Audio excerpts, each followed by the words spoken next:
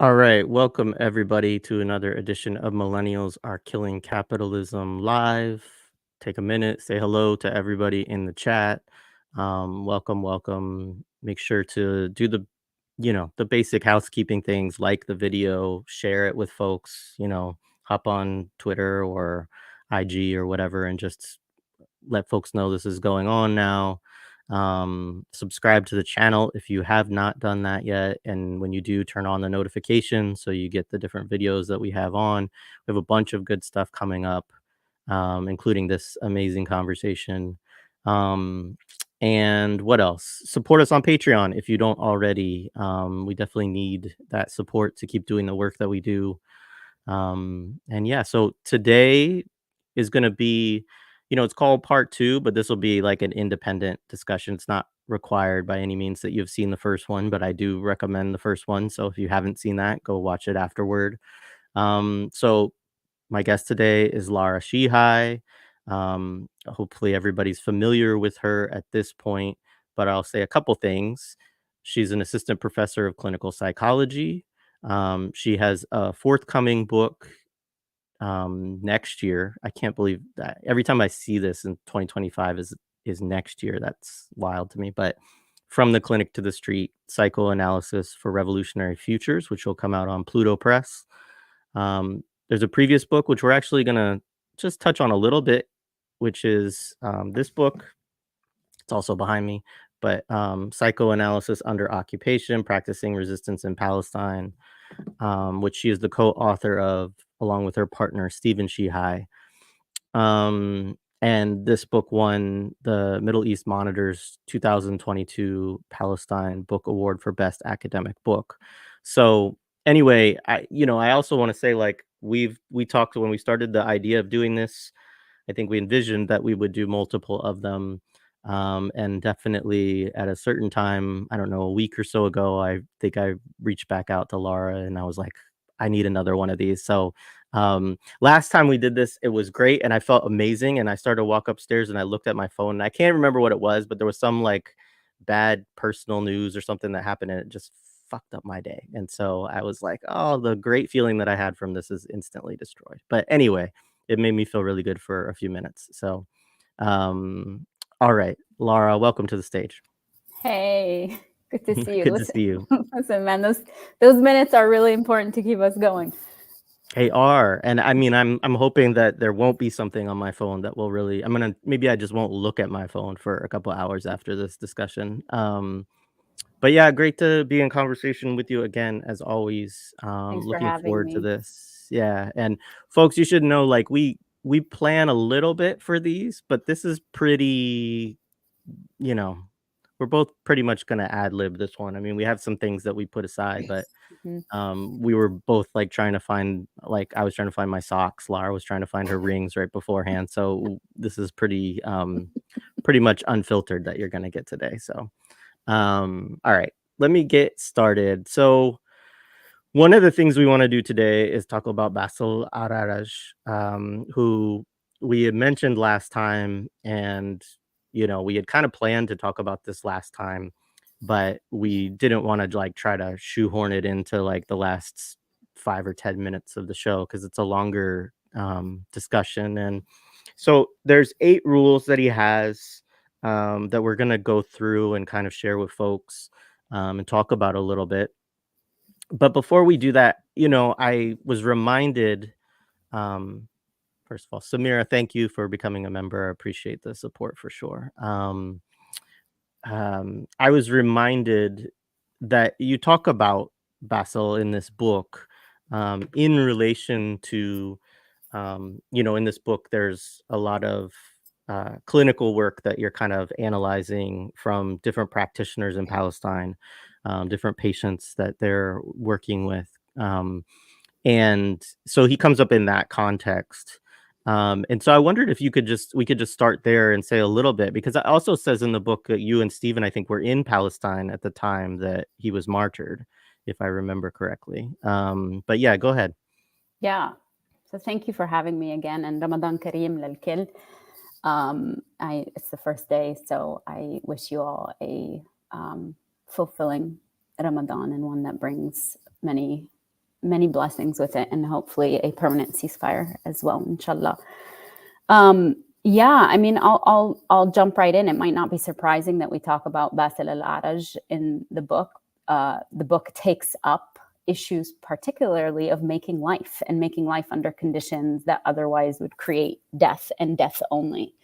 And also talking about folks as willful subjects, right? I think we've talked about this before on the show, about how oftentimes we're so used to that there are only two ways to kind of talk about Palestinians, and either you talk for them as perpetual victims that need our charity, or on the other hand, we see the more violent and vile ways that we, dehumanize and sort of talk about them as terrorists. And I think there's a way in which willful living as well as willful death, right? And that is that might be difficult to hear for some folks, but when we think about the structures of violence that settler colonialism sets up, as by virtue of being settler colonialism, it's constitutive to the process, right?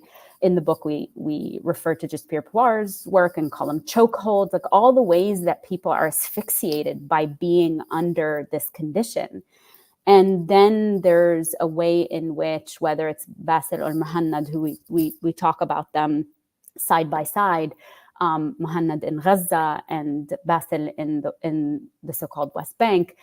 And there's a way in which, we take up this conversation of how these folks both chose to live life, and then what are the ways in which they willfully exited the conditions of asphyxiation under which they lived. They were forcibly living, right?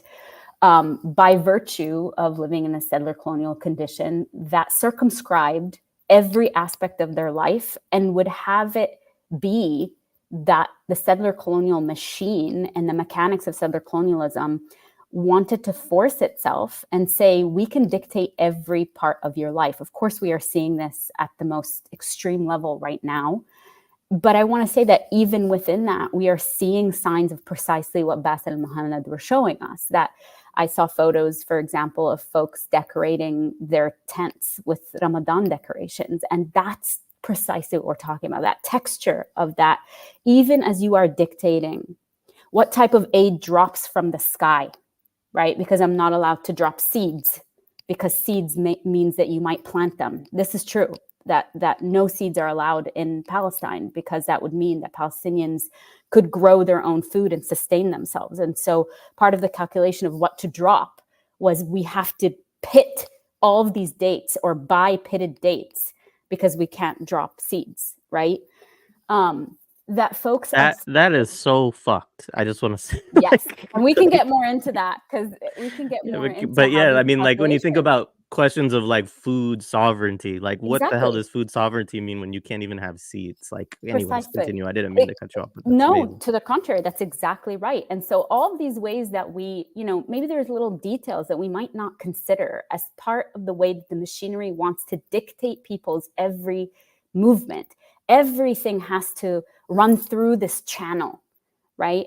And there are ways that people live in defiance of that. And that's part of why in the book we talk about Muhannad and Basel, because they are two people who lived in defiance of it. Now, what I will say is that I think one of the things that's been difficult to chew on, it was difficult in writing it, it was difficult in thinking it through. And I will give a shout out to Stephen here, who really was the primary force of this section, and really crunching it and us talking together about how do we write about this, because it takes up issues of suicide and death, and that's really difficult for folks to think about. Now, here I just kind of want to talk about the clinical element of this, and I need to make a disclaimer for all the haters and cynical people out there, and everybody who, where I live rent-free in their heads. So here it is.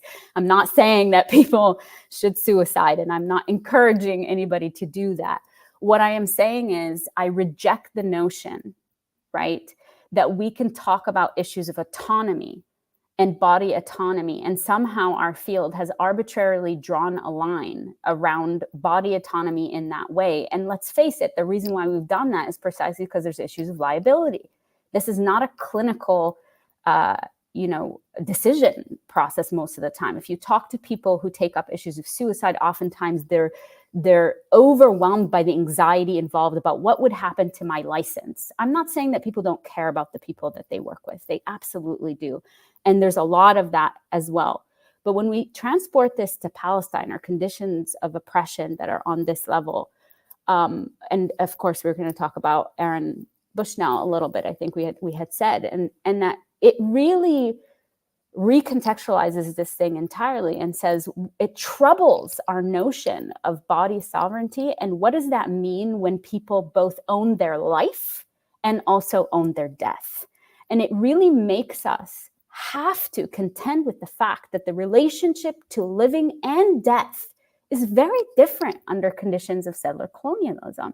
It's very different under conditions in the context of the United States, when you have police brutality against Black folks or Indigenous folks. That for us to say that the relationship to life and death and living and dying is the same across the board, and it's not racialized or gendered, or if you think about sort of trans women, or particularly Black trans women or sex workers, like, this is not a controversial statement, right? So in the context of the book, we really take this up and we say, what would it be for us to think about the ways in which resistance in these two people, especially Basel and Al-Araj, and we go into it a little bit more, is a psychic process as well. And that psychic process means people make calculations around what it means to be a willful subject in living, and then also when to, quote unquote, make an exit, right? And how do you exit an asphyxiatory system that already has determined when you will die, right? By virtue of it being settler colonialism, I have circumscribed everything, not just your movement, not just everything. I have also circumscribed when you'll die. And in some cases, like now, I've decided when it is that you will die and how you will die. And also, there are no rites or rituals that are afforded to you when you do that. And so I think sometimes this troubling aspect of, like, when we, pearl clutch or get a little bit, queasy around these issues, it's also for us to really drill down and say, what is it that's discomforting to us when we see the proof of it right in front of us? And that these are folks who are engaged in a very thoughtful way. This is not a process that comes easily. It's certainly not impulsive. It is not, it's not suicidal in as much as, like, how we use that derogatory, like self-destructive. To the contrary, I think there's a intentionality that ties up with a particular type of politics, right? And that's Basel's side of it, and what we get into in the book. I mean, I can talk a little bit more about Basel, but I'll end there for now. I said a lot. Yeah, no, that's great. I mean, I think we probably should say for folks, just like, I mean, I've talked about it a little bit in other episodes. We're going to show some slides that are put together by, I always mispronounce this, but Al-Palestiniya, Yeah. which is it's a podcast. They're a media network that got off the ground recently, and they did a good episode that talks about Basel that people should check out, which is linked in the audio podcast that we did with them, which I can drop in the chat in a minute. But so like, we're not going to have time to go through, obviously, his whole, like, biography or his whole theoretical apparatus or all of that. But needless to say that he was, a teacher. He was a scholar, right? Yes. He was someone who did walking tours and told, history, but through a very radical, revolutionary perspective, lifted up the histories of, prior revolutionaries and martyrs, and was also someone who was engaged in acts of resistance.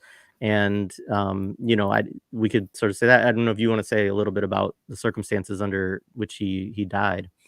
Yeah. I mean, let me just sort of say, part of what makes him so compelling is, in the book, we talk about how Basel died as he lived, committed, right? He was committed. He was an engaged intellectual. He was an engaged teacher. He was a political revolutionary. And if there's any, oftentimes I talk about what it means to disrupt settler colonial logics. And this was somebody who was doing that actively. So his walking tours as part of Jama Shabiya was walking around and sort of not just showing an alternate tour of settler colonial condition, but connecting that to militants and martyrs that would have been forgotten otherwise, right? And part of it is they're forgotten because settler colonialism forces that forgetfulness. It forces that dismemberment in general. And he was very committed to the act of saying, actually, no, these are a part of our history, right? And in many ways, this is the same thing I feel. So maybe there's an affinity also, because I often talk about what it's like to be Lebanese and often have the history of our revolutionary fighters stolen from us, right? And they're stolen from us particularly for class issues, for issues of making the disconnect between Palestine and Lebanon. You forget that history is erased on purpose. You and I talked about it last time about a psyops. Like, part of disconnecting this and dislocating it from history is also having people not have something to connect to, and to always think that this is something that has to be built all the way up from the bottom, that we have to start all anew, that there's nothing in our history that would support this. And so he was somebody who resisted that, and that's part of the settler colonial logics, right? It's dangerous work that you're doing, is sort of talking about these martyrs and sort of constantly keeping them alive in people's hearts and minds and connecting them to the present day. I want to say, by the way, that that he was martyred on March 6, 2017. So that was about 7 years ago, just a couple days ago. Part of this is the conditions under which he was, so he was arrested by the corrupt, Palestinian Authority, who work hand in hand with the Israeli state. And it was him and some comrades, I think 4 others, that were arrested. And he was a fugitive for several months, right? They were detained. Of course, it was administrative detention, which many of us probably already know. It just means they take you and they don't have to give any reason about why you're there. And you could be there indefinitely and you have no rights because you're not tried as a citizen. You're tried as a civil, right? You're tried in military court. And so he's on the run for several months. And at some point also, they keep raiding his parents' house, because this is another part of the settler colonial machine, is that you do collective punishment. Again, we're seeing what that means. And it's very clear to people now when we say things like this settler colonial machinery in a place like the West Bank, which they will have you think is not controlled by them. Well, okay, if it's not controlled by you, then why are you coming in and disrupting and sort of raiding the house of this person's parents and his household and threatening their lives and telling them, if you don't tell us where he is, and so on and so forth, if you don't have control over these territories. So we know that myth. This is no longer a myth that's even viable for anybody that is engaged in any way, right? But at some point during his being on the run, he decides to cut contact completely with his family, because he realizes, this was not just something that by accidentally he knew, because this is the history of every militant fighter and every resistance fighter and every freedom fighter in the context of Palestine, is that if you dare stand up to the conditions of oppression that are inflicted upon you, not only you will be punished, but your entire family will be punished. Your siblings will be picked up, they will be incarcerated. They might threaten, and of course they use gendered violence, right? Both in terms of, we're seeing all the testimonies around sexual violence, but they also use something called secret information, which they can just say, we have secret information. And they use that in a way against women, especially, say, we have secret information about you, right? And they will never tell you what that secret information is, but insinuate certain things. And then, of course, call on issues of honor and these sorts of things, and work hand in hand with patriarchy. And so knowing this as a revolutionary, he studied these people, right? So knowing this, he knew that he needed to cut off contact with his family. And so he did that. And then on March 6, 2017, there was a fire, there was a sort of showdown between him and occupation forces, and he was assassinated. But everything points to the fact that he put up a very valiant fight against the occupation forces. And this is where also his writing ends up being found, right? So I think this is part of why he lives in people's minds. And so when we were in Palestine and all that, you see his face everywhere, you see posters of him everywhere. And what's really amazing is that he's not only considered a revolutionary, but everybody links him up with the way that he was an intellectual as well, right? He was not just about sort of the action element of it. He was very much about studying. He was very much about what does it mean to have political education? What does it mean to root our fights in these larger concepts and in these larger against structures of oppression?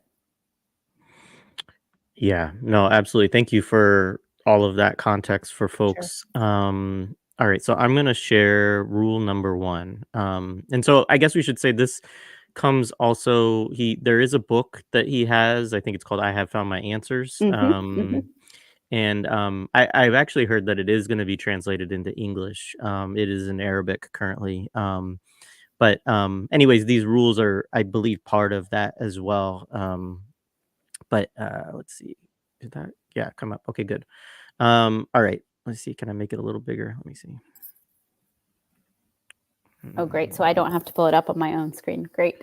This is rule number 8. Wait, hang on a second. Is that rule? No, rule number 1. Okay, good.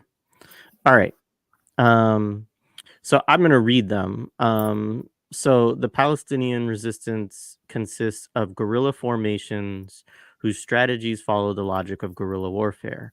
This kind of war is never based on the logic of conventional wars, where you defend fixed points and borders. On the contrary, you draw the enemy into an ambush. You do not stick to a fixed position to defend it. Instead, you perform maneuvers, movements, withdrawals, and attacks from the flanks and the rear. You allow your enemy to move as they wish so that they fall into your trap and you strike them.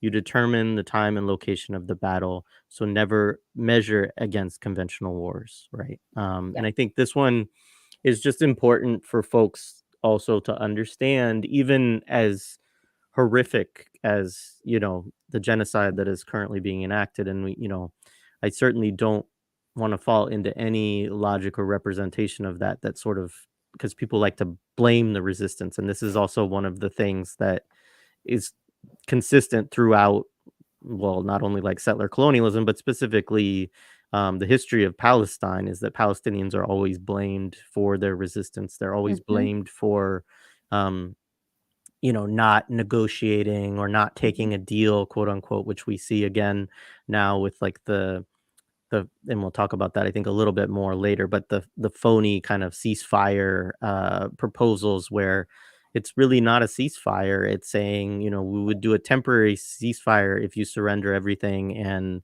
Right. give up all the hostages, give up all your leverage in the situation, but then we will still come and attack you, That's after right. some period of time. Yeah. And it's like, I mean, obviously, as horrible as what is going on, we can't sit and say that it's the resistance's fault that they're not accepting, surrender in these circumstances. But anyways, that I just Yeah. wanted to say that a little bit. But with regard to guerrilla warfare, it's just important to understand that like there's an understanding from Palestinians that it's not going to be an equal war. It's not going to have the same number of people killed on both sides of it. Right. And they engage in it nonetheless because they see That's it as right. the only path towards their liberation, right? And so Right. I think that's just like a simple reminder. I don't know if there's anything else you want to add on that front. Yeah. I mean, and he gets into that right later in another rule he has. But yeah, I mean, let me just say that, guerrilla warfare is also asymmetrical warfare. And so let's just sort of like zoom in on that word. It's asymmetrical for a reason. It's not asymmetrical because people chose to be on the back foot, right? It's asymmetrical because everything is circumscribed by the conditions that are set up by, in this case, settler colonialism, or by this or state power, or both of them together. So in the case of Palestine, and we can talk about Gaza, of course, but all of Palestine, I mean, air, land, and sea is controlled, right? There is no in and out that doesn't go through the settler state now known as Israel. That includes money, that includes mail, that includes anything that might come through, aid, anything, has to pass through the settler colonial state of Israel first. And so that part of it is we locate the asymmetry of it is an given. It's a condition that was created for them. So that's number one, is when we're thinking about why, because I think also people are just like, oh, guerrilla warfare, it's because they're terrorists. What, I don't think anybody that's in the Palestinian movement, the sort of broader coalitional movement around Palestine, is really saying that. But we can, last time we talked about like psychic associations, what's activated when people see photos of guerrillas, right? Guerrilla warfare fighting, or people that are engaged in asymmetrical warfare. Of course, that activates something, because just like we talked about last time too, in every single movie, there's a way in which like these are made out either to be, but unless they're American, of course, then they're such heroes that they were able to like trick the bad guys and do all these sorts of things that otherwise could not be possible. And so, part of also asymmetrical warfare is using what's available to you. Like they don't have access, partially because of this sort of siloed off and sort of a hyper control of everything, that there might not be the same sort of access. So even when you talk about this is a war, right? We hear this a lot in the news, and there's a way in which this discourse of war is activated in a very specific way, right? To give us the sense that this is a state against another state, because that is what we talk about when we talk about war. I was just watching, a video of the spokesperson from Pal Action talking about the, destroying Balfour's painting, and the people in the UK were like going off on her, being like, well, this is just what happens in war, and we should laugh, because they look absolutely unhinged, as they are, by the way, because their mind is melting around these things. But the ease with which people use the language of war, and then, like you said, use it to justify these sorts of things, tells us something psychically about what that word is doing, because it is already defining the parameters of what we are talking about, and what both sides then have an equal, attempt or equal ability to fight each other. And it's the person who comes out as the victor. I mean, it's all these sort of last time we were talking about these larger myths, right? These sort of civilizational myths and discourse that we're talking about. But so when we locate it in guerrilla warfare, we're also saying this is not equal. This is not a state against another state. These are and it is political, and it is for liberation, right? And that means also using, unconventional methods that are available to you, because the other things aren't. And the other things aren't is because you're not on equal footing. Right. Yeah, I mean, one of the things just to connect this to something I remember, one of the fundamental reasons why the Zionists don't want a two-state solution actually is because they would not be willing to accept a Palestinian state that is allowed to build a military and to get military assistance, Correct. right? And so Correct. this is like something that I think people should really, sit with and think with when they think about that idea, and like why, Right.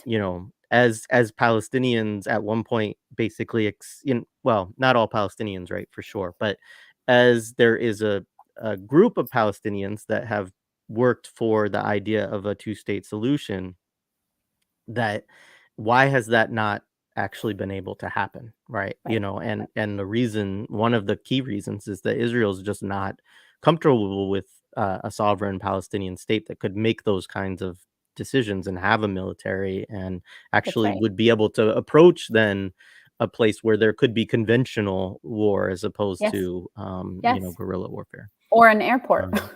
Yeah, exactly. Which again, in the context of Arabs, I think that gets coded in a particular way as well. And it's not even, it's not even subtle. They come out and say it. Yeah. So this is rule 2.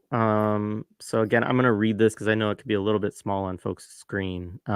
But and again, like I'll link this IG account and these folks because they do great work. I encourage people to follow what they do. But this is rule number 2. The enemy will spread photos and videos of their invasion into Gaza.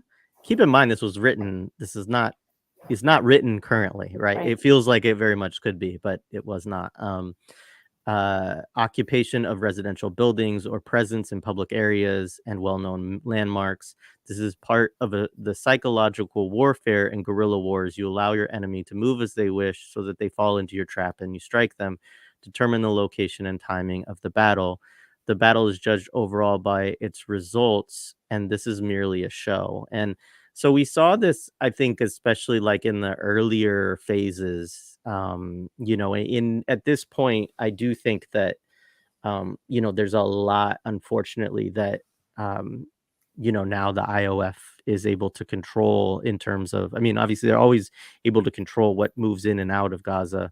But now, because of the invasion and the prolonged war, and I think that's one of the things that last time we talked to Abdul Jawad, he talked about like settling in and accepting that this is going to be a prolonged war and how difficult that is. I mean, obviously we should be militating and whatever for ceasefire, permanent ceasefire.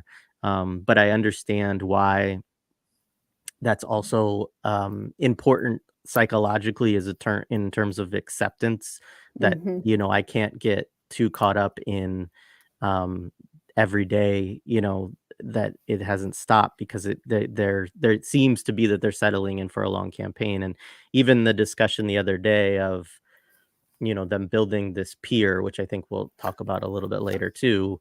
But they said it would take 2 months to build, right? So why Right. would you build that if you're actually trying to broker a ceasefire, and Yes. urgently? Because the whole point of the ceasefire would be to allow the free flow of aid to the people who are starving. Right. So anyways, but I Oh, do want to go back to this rule for a second, because part of it was, one, this notion of psychological warfare is really key in both like what Israel shows and what it does, and the things that the IOF forces have been doing in Gaza. Um, but it also is, in some ways, the psychological effects are something also that the resistance thinks about in terms of its own actions as well. And so, hmm. Hmm. yeah, anyway. Hmm. Yeah, exactly. And, here's the thing. I think I'm really happy that we're talking about this, because this is what made us sort of start these conversations to begin with, is that all these psyops, these psychological operations that we are subjected to and that we see in real time happening. And we can see that it's not uh, just for the Palestinian population. There is a psychological aspect to waging a genocidal campaign, right? And it's about bringing people in, having people identify with certain elements of it, seducing them into a particular narratives, and and there's a real importance to what he's saying, and primarily around, I mean, again, if we go back to who he was, right, being an engaged intellectual, a sort of somebody who was committed, not just abstractly, but also concretely, he's also highlighting the importance of remaining grounded in the political goals, right? Is that part of engaging in a liberation struggle is that there will be these sort of attempts to break you down. If they don't literally kill you, right? Or as we saw horrifically, you know, grind you underneath the wheels of a tank, if they don't massacre you as you are trying to get flour, if they don't bomb a tent that you were displaced into, like those are the crude ways, right? But they're going to use everything in their power, right? Because there is no valence anymore of democratic values. For sure, they're gone, but also the way that we, the rules of war and law that everybody wants to like shove down our throats, and you're sort of being like, this actually doesn't exist. And so what would stop them from also contouring the psychological elements of this, right? Whether that's saying we're here when we're really not. I mean, now we know, right? But even the sort of idea of a ground incursion, a ground incursion. If you remember, there were many, many, many, many weeks before it. Now, part of that is that they were getting themselves together to do that. I think we also have knowledge that the United States was kind of like trying behind the scenes. I mean, fuck the United States. They didn't do nearly enough. They're supporting this 100%. I'm not giving them any credit here. But I'm saying that part of that also is creating anticipatory anxiety that you are putting in people's minds and in their bones and through their bodies, that this is coming, that if you think you've seen the worst, wait until this happens, right? One of the things that's helpful for me about this rule also, though, is it sort of reminds us, again, in grounding in the political commitment, you have to also recognize that in the case particularly of settler colonial state of Israel, one of its greatest sort of propaganda pieces is how mighty they are, right? Invincible. And this sort of was part of what I was hearing at the very beginning of this, whether it was from folks around me or people who sort of reached out to me, was that part of the psychological discomfort was that that fantasy was also completely undermined, right? The invincibility of this state.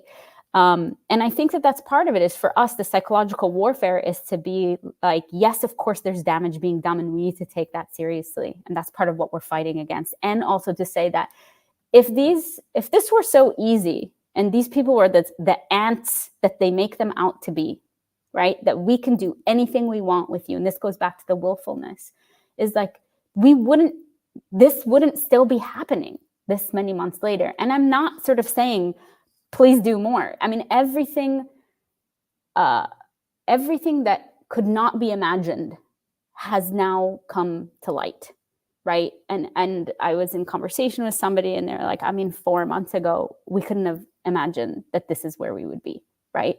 And that is very true also. But again, to sort of say, okay, and also we need to be clear that all the propaganda they say about themselves, right, is also not entirely true. And I think that's what he's kind of also saying, is we need to be clear that part of the warfare is going to include making us feel smaller, making us feel like we're on their terms, right?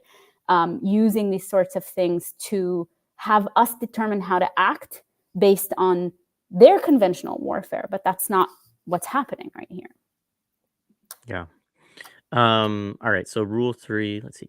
I can zoom in. Hang on. All right. So this is never spread the occupation's propaganda and do not contribute to instilling a sense of defeat. Never spread panic. Be supportive of the resistance and do not spread any news broadcast by the occupation. Mm-hmm. And so again, like, I appreciate this. I appreciate the attention, right, to the psychological impacts, understanding that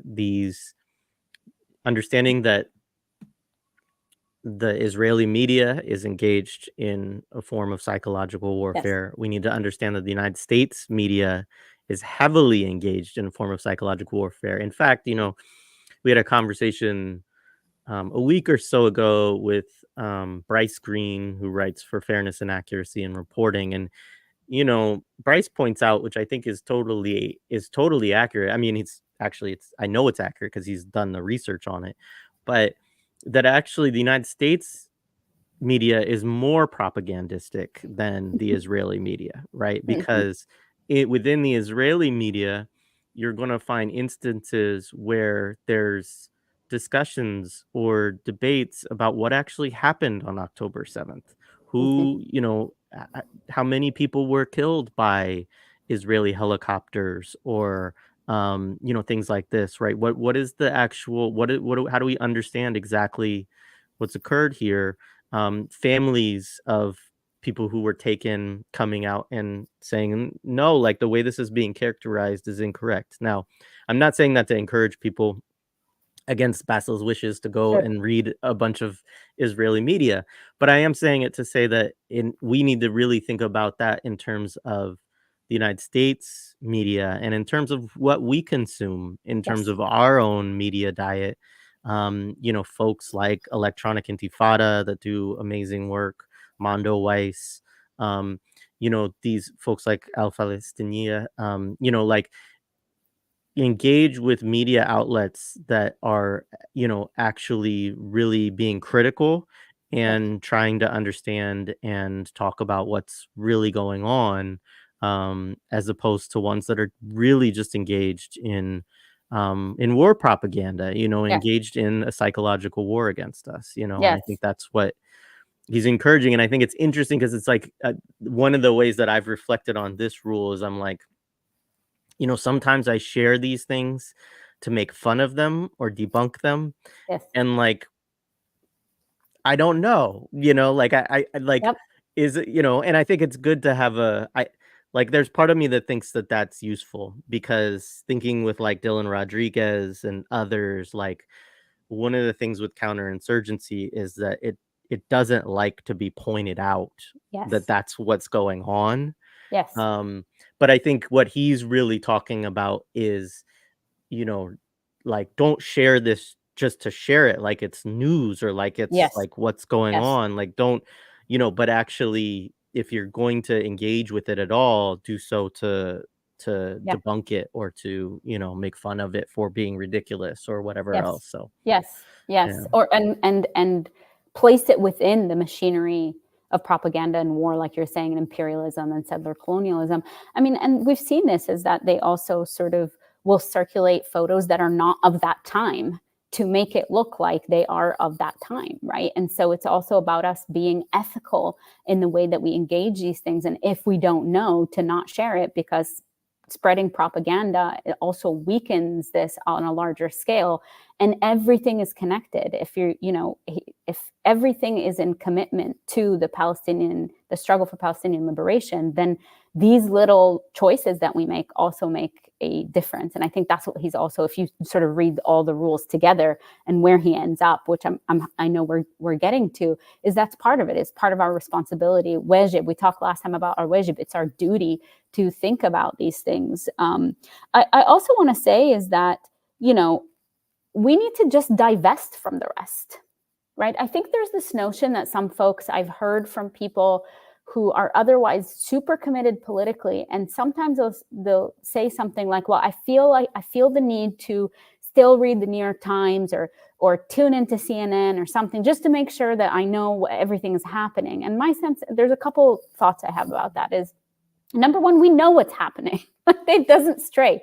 And we know the logic that they're following. And even if they're, little crumbs that they throw to us here and there, I think our, sense or reliance on these tiny, if one out of, 20 horribly war propaganda, genocidaire, posts of the New York Times or so-called articles in the New York Times, if out of 20 is quote unquote pro-Palestine, we sit there and we celebrate that. And our sense, I think what this is inviting in is, what does it mean also to not rely on these sources or these spaces to be the place where we still invest so much affective power in them that we're happy when they just barely attend what is ethical, by the way, for journalism, but let's forget about that, when they just barely attend to the humanity of people who are oppressed. I think number one, to divest from celebrating that, to divest from that being something that we need to share with everybody. It doesn't matter if it's your sister or your brother or your uncle who got in the New York Times for whatever reason. Especially when there's a part of a boycott that's involved, is that for us to start having these conversations together and say, as part of our political duties and a larger political commitment to a movement, we need to divest from these spaces. And there are enough places now, you just listed off a handful of them. There are enough places now where we don't need these other mediums, right? We don't need them. And there might be a place of self-reflection for us to think about, what is it in us that wants to place this in the New York Times? Like, what is it that still buys in to the credibility of these things? A lot of people will say, well, there's a lot of, it will reach a lot of people. Well, but what people are you talking about at this point? Who are you wanting to reach and why? Right? And are the people who like religiously follow the New York Times every single day and believe in everything they say and really think there's both sides to it, and they really want to see, I really want to make sure I hear this side and I hear this side. That's effectively what we're joining in on. And I'm with you. I think there's a way in which, both having conversations as comrades about what is the best strategy. These are issues of strategy. That's precisely what he's telling us, is we need to have a revolutionary strategy. And this needs to be part of it. So we have these conversations with each other, but also, again, if we're sharing this on social media, because here's the other thing, is that it's on our timeline. Like, I can unfollow as many people as I want. I feel like I don't get away from this bullshit.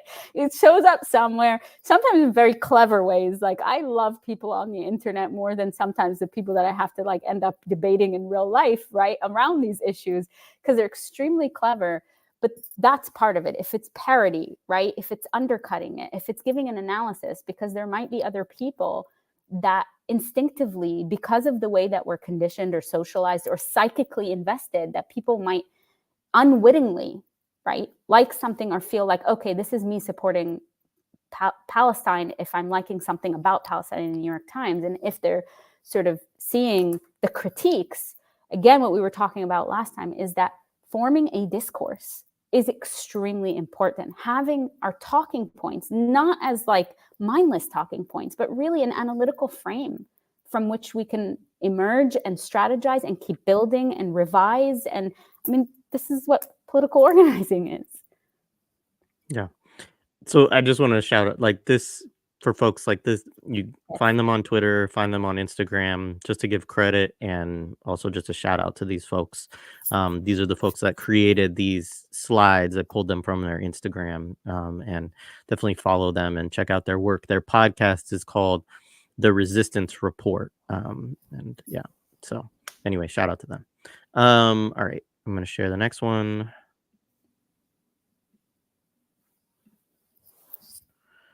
All right. The enemy may broadcast images of prisoners, most likely civilians, but the goal is to suggest the rapid collapse of the resistance. Do not believe them. This is a really important one, I think, because there's all of these they're they give these numbers, right? Which don't Yes. add up. Numbers No. that like in order for them to make sense would have to mean that, you know, 5,000 children or whatever are in the resistance, or any whatever, right? Like they actually mathematically don't Yes. work in terms of how many people that like Israel will claim that they have killed that are part of the resistance. Right. And this, of course, is also a way for them of propagandistically combating the idea that they're committing genocide, right? Too, is to say, oh, well, actually, we have a really good ratio of how many militants we're killing Right. versus how many civilians, right? And it's all Right. bullshit. Right. And but the other thing too that we have seen this, I mean, exactly what he's talking about multiple times, where you have these mass people who are just rounded up, who are stripped naked, Yeah. who are, shown in these, fields or these, kind of barren areas. And, they're usually blindfolded and naked. And, it's designed to kind of humiliate them, to instill this sense of defeat and dehumanization. Um, Again, tied to what we talked about earlier in terms of the sexual violence and all of that as well, the gendered violence. Um, Yeah. but it's also very important to understand that we still see resistance actions taking place all the time. We still see, if you actually go and pay attention and follow them on Telegram, since they're banned from most of their apps and things like that, the resistance is still active. It is still, I mean, this is part of why there's still a ceasefire, right? Because there's still the discussion of the POWs, right? And Right. so on. And so, anyways, I just say that to say this is, I think, an important rule for us to keep in mind, because there are often these things that are designed to convince people that the resistance has been totally defeated, right? And Right. that they have empirical evidence because this many people have been killed. We've rounded up these people. They do these Yep. shows, right? And so, Yes. yeah, I just want to say that, yeah. Yes, absolutely. And I love that it's in bold, like, do not believe them is the place where our energy needs to go. That is a starting point. Do not believe them. Do not believe their numbers. Do not believe their statistics. Do not believe their reasoning. Not because we have some conspiracy and we're like, oh, they're all liars, right? This, like, again, this anti-Semitic trope that we're talking about, but because they are a state that controls violence And so on a fundamental level, just like we don't believe folks in power when they sort of justify policies that enact violence, the starting point needs to be disbelief, but from a political, not a nihilistic disbelief, right? I'm not trying to be a libertarian here about these sorts of things, but from a place of, do not believe them, because fundamentally the violence they enact, if we go back to psychological warfare, is based on creating confusion where there is none, is based on making us doubt what we see in front of our eyes. It's making us equivocate. That is why we are not to believe them. The other thing that I will say is that we've seen these horrific photos, and they're real photos. And also, as ethical consumers of this, and again, going back to the last point about how do we tie this into a larger political process psychologically too, and emotionally for us, is to say, these sorts of things happen all the time in the settler state known as Israel, right? They round people up all the time, illegally. And I'm saying illegally because it's all illegal. It's a settler colony. It's illegal, right? They humiliate them. They put them in squalor conditions, administrative detention. Again, we said with indefinite, holds with no charge. Why would somebody now, a state, all of a sudden be like, let's show to the entire world the war crimes that we're involved in, right? So we also need to sort of recognize in a patterned way why certain things are being deployed in the times that they are, right? Why does this become really important right now for a state to show these photos when they've been doing this all along? This is how they treat Palestinians. This is how they treat Palestinian men specifically. This is how they treat incarcerated people and political prisoners, right? We're not accustomed to those photos coming out. And so is it by chance that right now, during a time when they're trying to garner support for a genocide, that they're saying this? And then they're also saying, like you're saying, they're trying to make the case that these are all militants. Now, of course, what we were saying last time is upon us also to recognize what are the things that are being mobilized within me. Number one, racism, right? That you immediately suspect these people. And even if that's an impulse, this is a psychological work for us to do, is how do we disrupt settler colonial logics, is by disrupting the ability for these logics to be lodged inside of us and have us even think that for a split second, right? That is what they're banking on. That's the roll of the dice, is saying when you see this image, you will have the associations that will do the work for themselves, right? You think racism, and we did the same thing with like Abu Ghraib, right? Like you immediately think that these people are already guilty, and then everything else, racism and of course dehumanization and everything else does its job for them. And that's why we have to be really careful about it. I mean, to your point about like these statistics that don't make sense, right? The numbers that don't make sense. I think I saw this video of this Israeli official, I don't know who he is, on who's that? I'm forgetting the guy's, it's not coming to my mind. Who's that insufferable British news anchor that we all hate?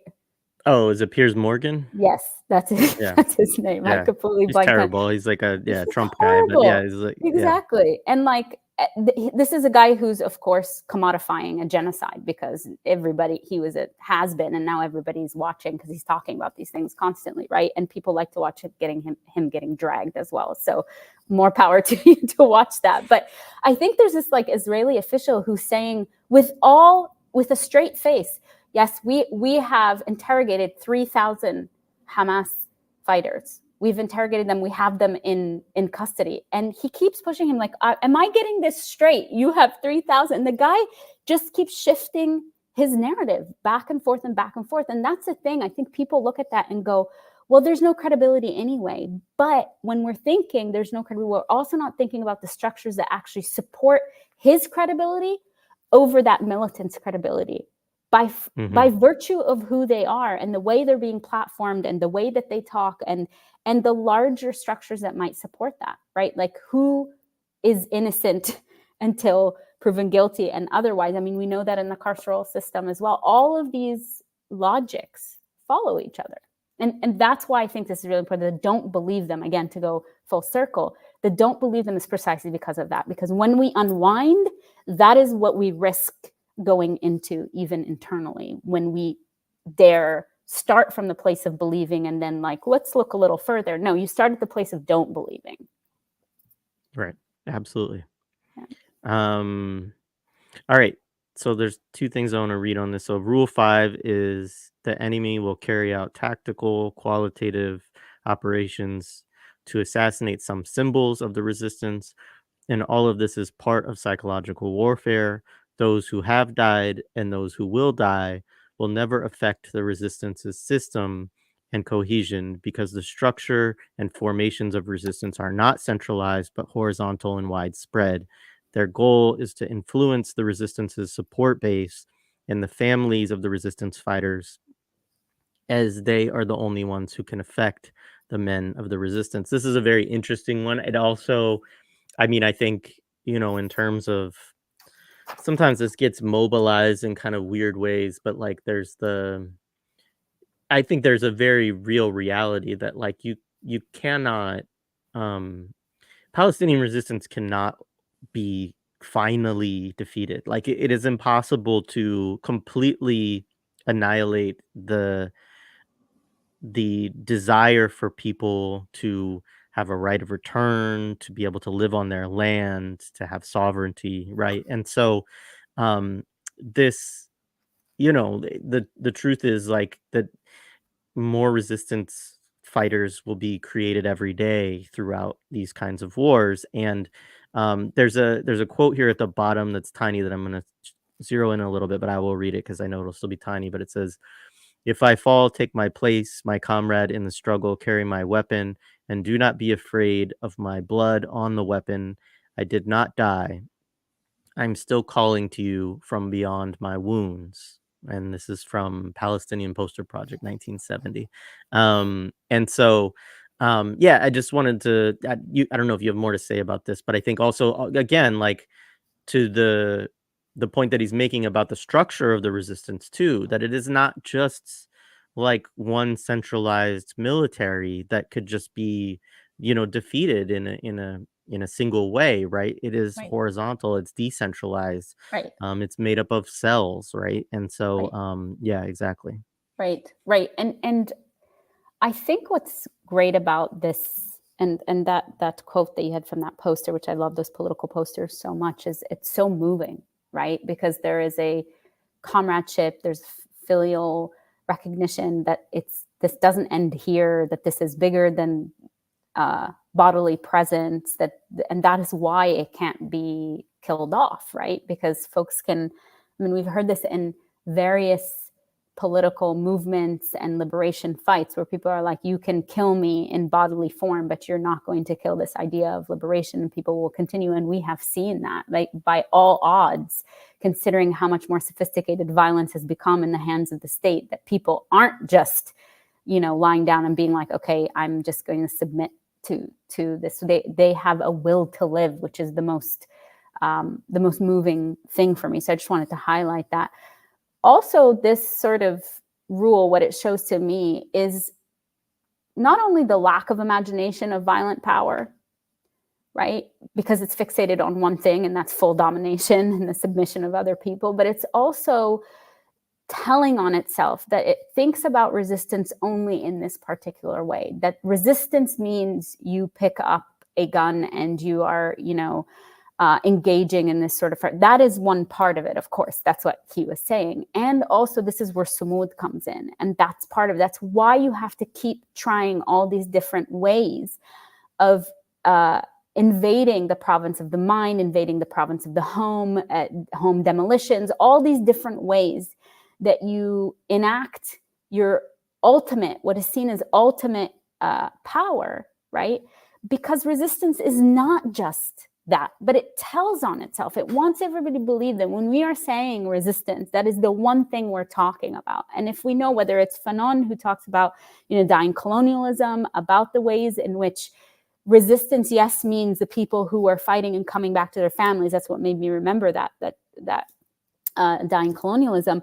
But also, it's everybody that's involved in the fantasizing and enacting of the new world that the resistance is about, right? So if you kill that resistance fighter as a way to make people feel like their project of building the world that they imagine will be free of these conditions of oppression is gone with that person, you're also telling on yourself that you believe in that hierarchy, that there's only that one person that represents this. And I think that that's a really important thing for us to read and recognize, is that power is always telling on itself about its weaknesses. It believes that it's consolidated in one person because power cannot believe or understand a world without hierarchy or domination.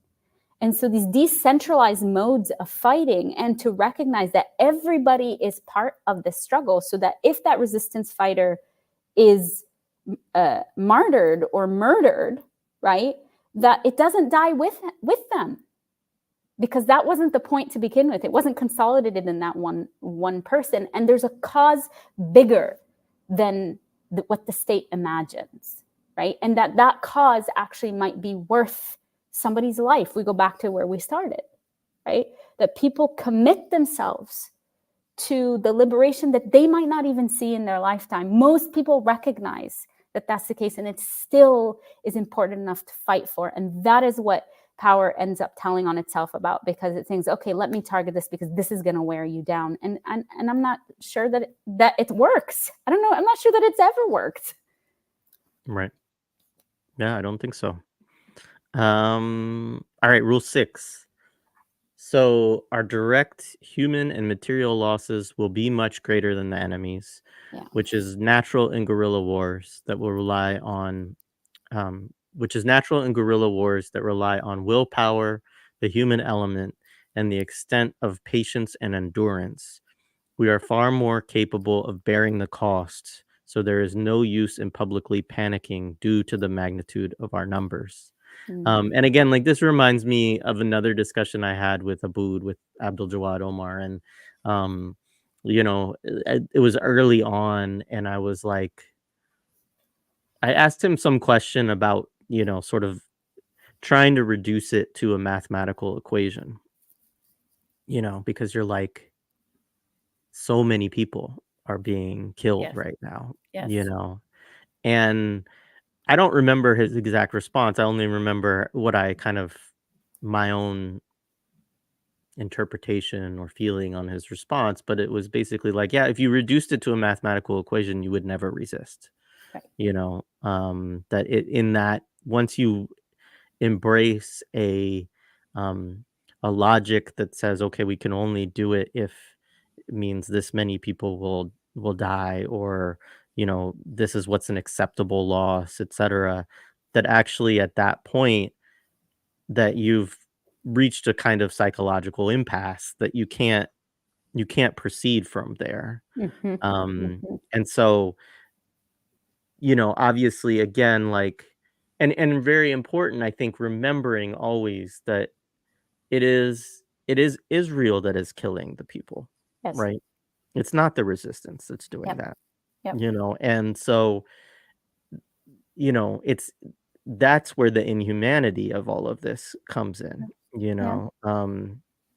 and Yes. yeah, let me just pull that back up for a second. So, yeah, just again, recognition of, and again, yeah, we are more capable of bearing the cost, right? So this is betting on your people, their steadfastness, Yes. on the ability to endure and have patience in such, horrific circumstances, but believing in your people, and so anyways, yeah, I mean, it's very powerful, but yeah, I don't know what you want to say. It's extremely moving, and I think one thing is like locating it hysterically, because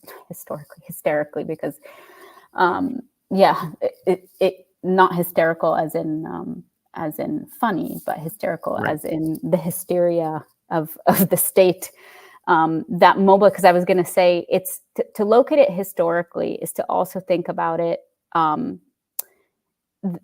of how it's 76 plus years of being forced to be capable to bear the losses, right? And any one of us to say, that does not mean we are not recognizing the immense suffering that's happening. I think that people sometimes have hesitation around these sorts of things, because there's a way in which we're pulled to make these impossible choices, is to say that people's liberation then means all these losses, that we are being callous around that. And I don't think we are. I think what Palestinians are also asking us to say is that if that is the mode of your worry, then it needed to be the mode of your worry for 76 years.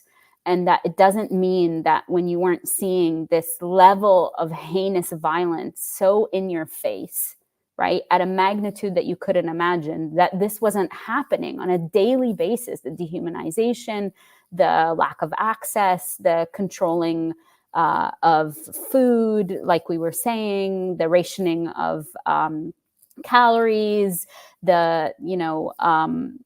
everything was circumscribed by that already. And so if we're going to talk about a magnitude of loss, we have to understand that within the context of 76 plus years and counting as well, and not be sort of have that shock just around here. Like, why wouldn't we understand this as an actual extension of those 76 years when this state has normalized the level of violence such that this genocide could come to be, with their arrogance thinking that the entire world is going to support them? It's because as an entire world, we have allowed this to continue happening for 76 years, upping the ante and upping every mode of violence over and over and over again. I mean, it wasn't enough that you sent through an apartheid wall that separated people, that boxed off certain places, that separated families from others, that cut through cemeteries, right? So for us now to think to just locate it in terms of losses, I think misses that larger framework, right? But again, we can do both. I think we can say, like you said, if we're going to talk about losses, let's remember and continue to say who is causing the losses, right? And how those losses get mobilized sadistically by the same people who are causing them, right? So for people to come, whether it's the United States people or their little brother settler colony, Israel, right? Saying, oh, well, Hamas could just stop this tomorrow. 30,000 people have already died. They could just stop this tomorrow.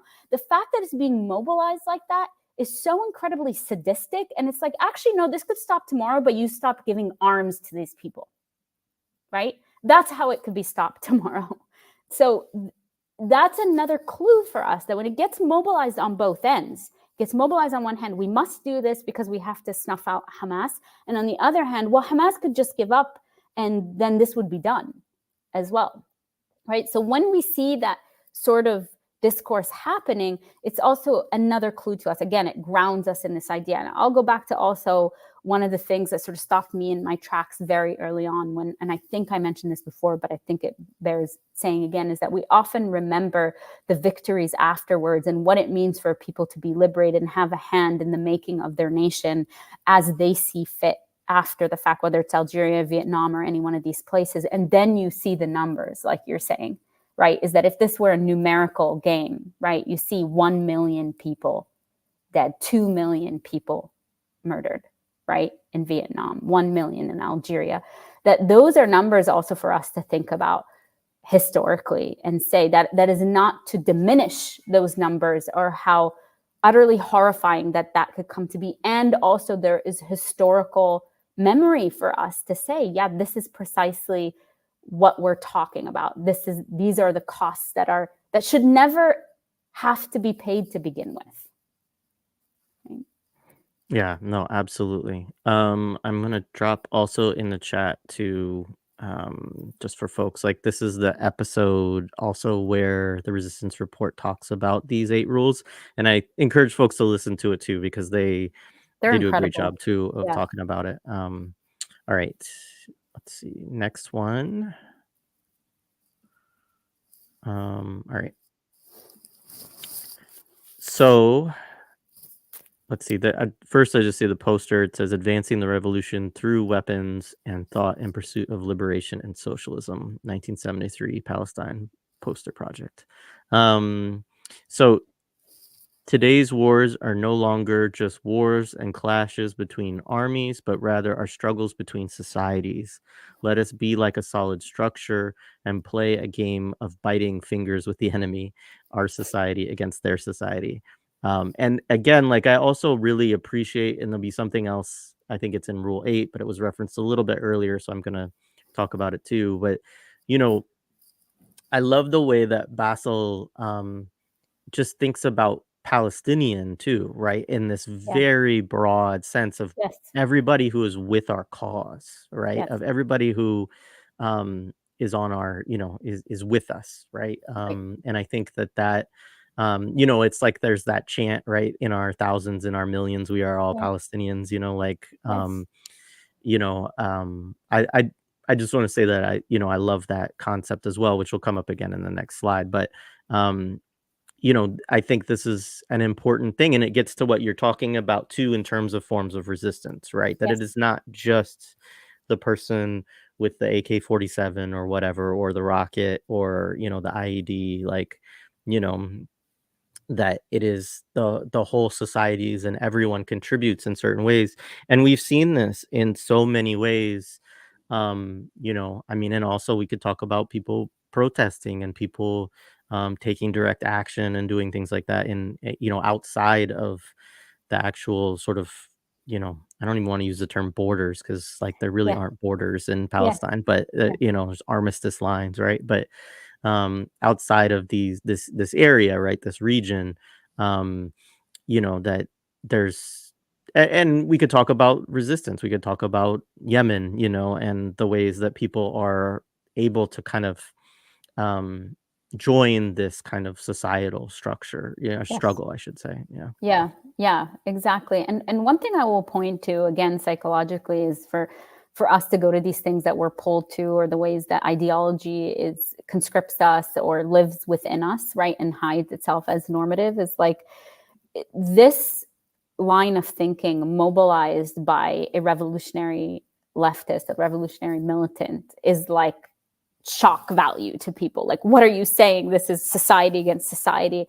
While at the same time, these exact same words are being used by liberals and fascists alike every single day. This is a fight from good and evil, and the light and the dark, and the good people of the world and the bad. I mean, these are casual conversation pieces for a lot of folks. And so again, to learn from the discourse, this is civilizational discourse 101. And if that's going to be the case, I think this is the point, is like, there has been a line drawn between the global south and the global north.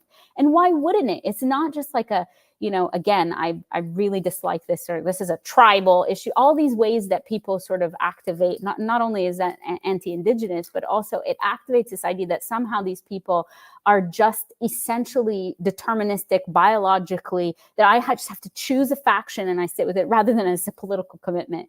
It's a political commitment to understand who in the world has created the global destruction of the environment, of people, of who's responsible for the death of most of the people of the world, whether that's through lack of food, or water poisoning, or militarization, or fascist takeover, or whatever the case is. And I think that's precisely what he's saying, is that, let's be clear, this is an ideological war, right? And fascists have no problem in saying that. And so there's a way in which our breakdown does have to be about, like, okay, the lines are being drawn.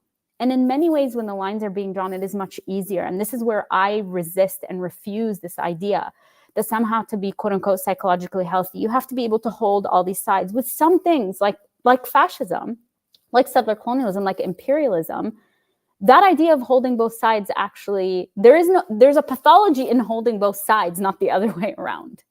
So there's some point in which this militancy is actually needed. And we have to say, no, this ideology is counter to sustaining life, not just for, and this is why the broadness of Palestine, right? Not just for the Palestinian people in this moment, but for life. And Palestine becomes a stand-in for that. And so taking a position and saying, no, I'm for the sustenance of life. And here are the ways in which I will sustain life. And it's to disrupt all modes of exploitation, domination, and coercion. Yeah, absolutely. And I think there's one clip I do want to show. I'm not going to Yeah. show it now, but I will remember.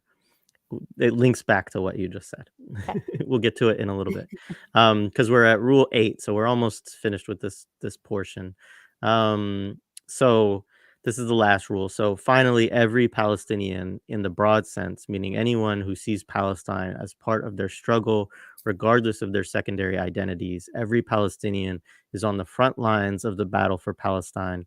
So be careful not to fail in your duty, right? Hmm. And this is, I think, it's a beautiful thing. It also reminds me of, and I don't know whether this is directly connected, but it very well could be to this rule. But um, uh, Huda Amori from Palestine Action has talked about revolutionary duty and has talked about how, look, like, you know, she's Palestinian, but like she's in the UK, right? And she's like, the weaponry is actually manufactured here. Yes. Right. So we have a duty to shut down these factories and to resist this. And Palestine Action has done amazing work in that way. And just shout out to them and to her. But thinking about that too, of thinking, that we all should approach this. And you have another word for it, right? But through this lens of duty. There's an Arabic Yes. word, right? That you Wajib, said, wajib. wajib. Hmm. Yeah, Hmm. right. Yes. So yeah, go ahead.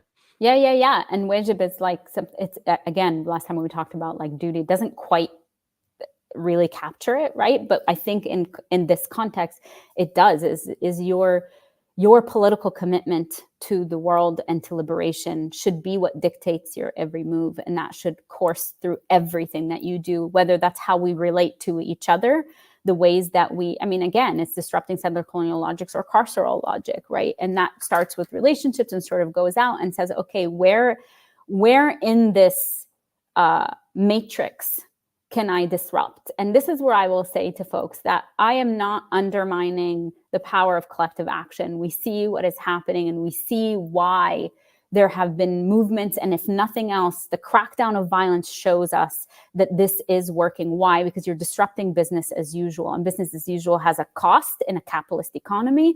And business as usual also has a flow. And if you disrupt that collectively, there is a ripple effect that happens, and there is an importance to that. So again, I want to highlight that, like, even when people are getting tired and feeling like nothing's happening, there is an actual political strategy that's involved in that, and it is working, and it's coalitional across the board, which is why we're seeing it's an anti-war movement and a labor movement and a student movement, right? It's across the board. And so I can't highlight that and underscore that enough. What I will say also is that disruption can also happen on the individual level. What I hear a lot from folks is like, I just feel like there's nothing I can really do. And what I will say to you is that there is nothing more, like you were saying about Dylan Rodriguez. I love that conversation with you and him. I mean, I love his work in general, but that conversation was so great because that also shows us, like you were saying, about there's nothing more that these systems and these sort of policies hate more than being shown that they're doing, like their mechanics being noted and acknowledged and sort of attended to in plain sight. And I've talked about it before, I think with you, about how also abusers work in secret. Like the way that abuse actually gains its power is to be able to do these things in secret and think you can do things with impunity without them being highlighted.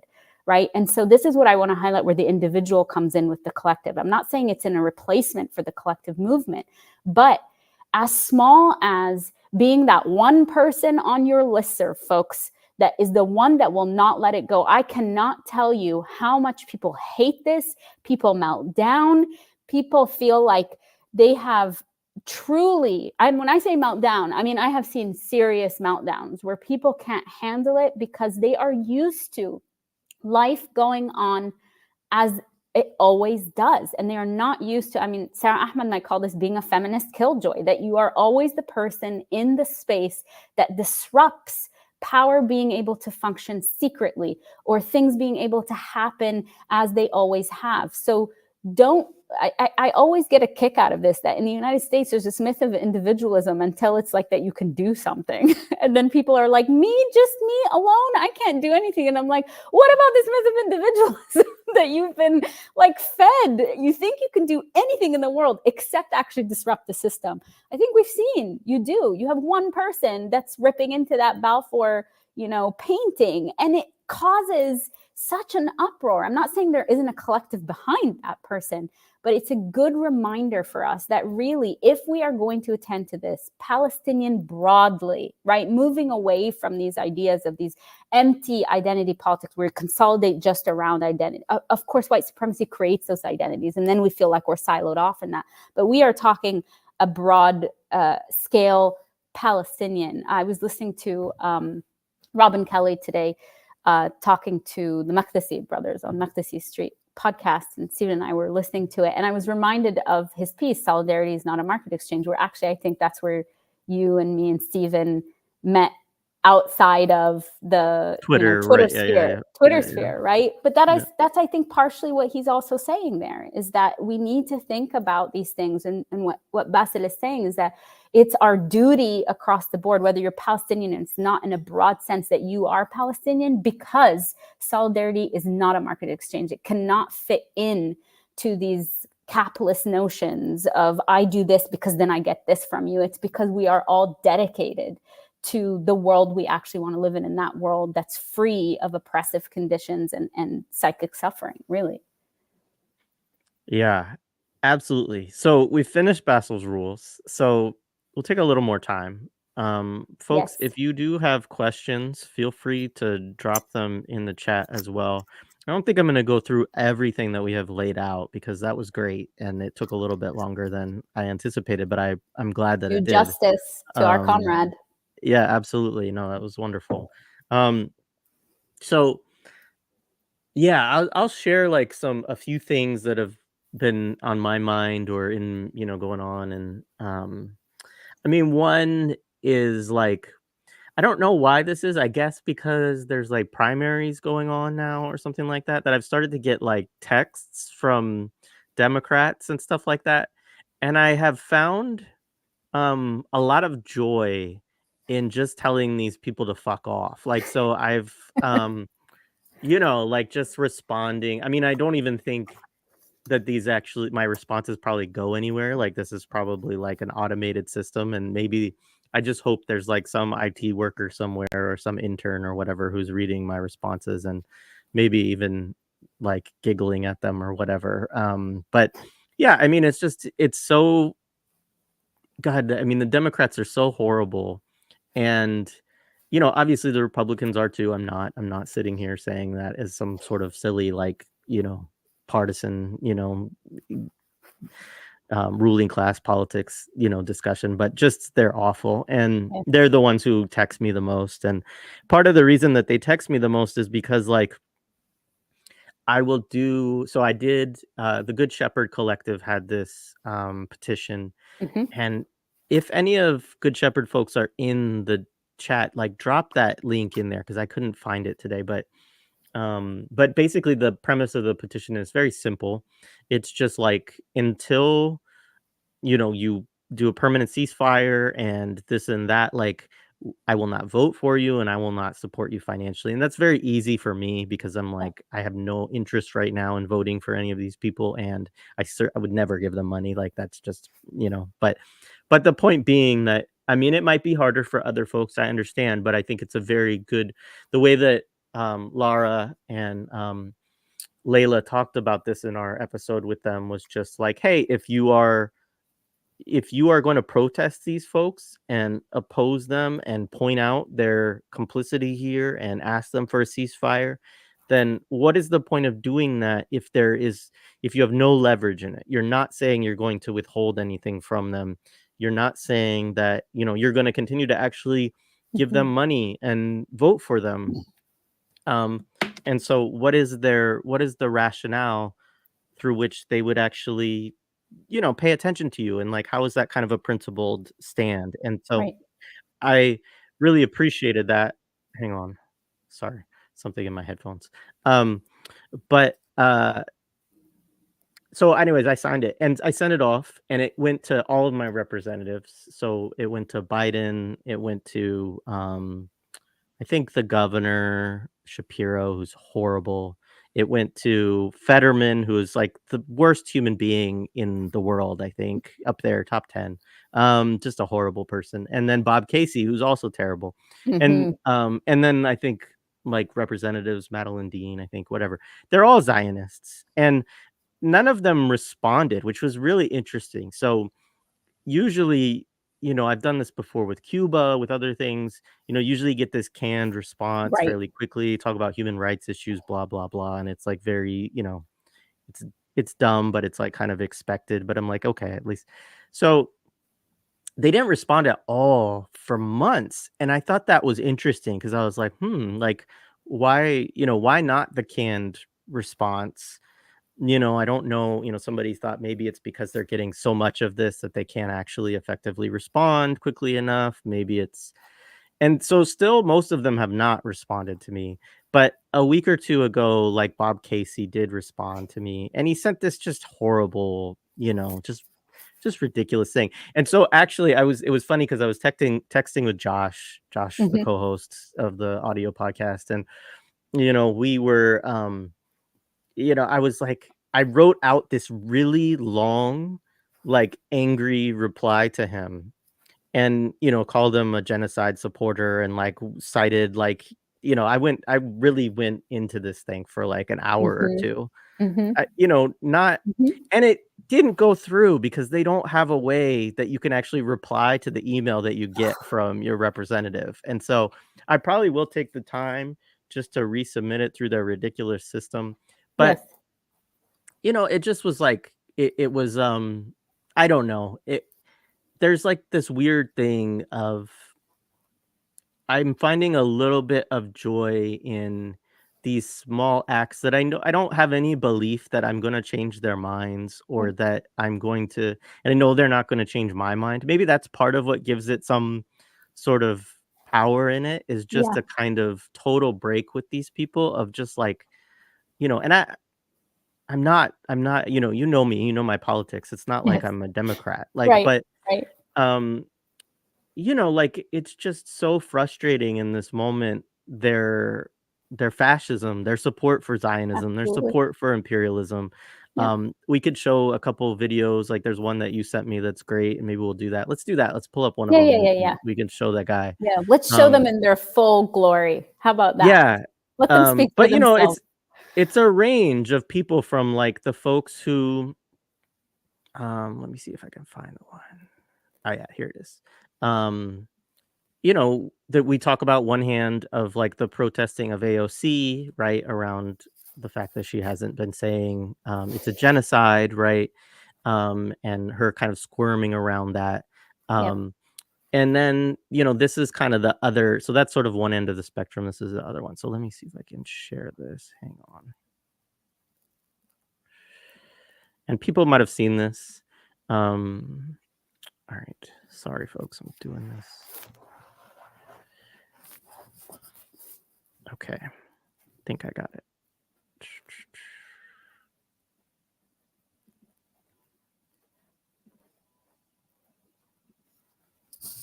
Tell the Palestinians I will never support Palestinian. Why do you support the genocide and all of the war crimes and collective punishment? Are you concerned about all the children? Let me make it clear. Let me make it clear. Israel is our ally, will always be our ally. Even if they commit war crimes? They are not guilty of genocide, and I will support Israel forever. Israel will stay your ally, even though they commit Israel genocide. Even that's your term. Even Can when you they explain? kill, That is your term. even when they kill 30,000 What kids. they That is did a to the statistic. Israeli That's a people statistic. on October. Let me tell you a statistic. Yeah, please. Israel will exist. The Jewish state will exist. That's not a It will always statistic. exist. That's not what we're, And that is for that God has absolutely to do nothing and to do with what we're decide. saying. And I will You are a always support supporter of Israel. genocide, sir. You're I will supporting always the support murder of Israel, little children. and you can tell the Palestinians I will I never am a support them. Palestinian myself. And I will tell then you, say I it to will my never face. support you. I will say it to your And face. you want my cousins Goodbye to to die. Palestine. Goodbye I will to support Goodbye to Israel. Palestine. Goodbye You to want to watch Palestine. Palestine?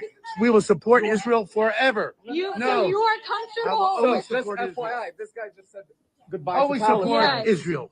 So you just said goodbye to Palestine. So You are Goodbye. saying you are comfortable with the murder of thousands of children. The Jewish people will never You are suffer not again answering the under question. Palestinian terrorism, under Hamas, under Hezbollah. What about Israel will be secure 30,000 forever. innocent God civilians? bless Israel forever. Thank You you want for to Jewish wipe state. Palestine off the earth? Yeah. God Yes. bless Yes. Israel forever. So I want to make one quick point.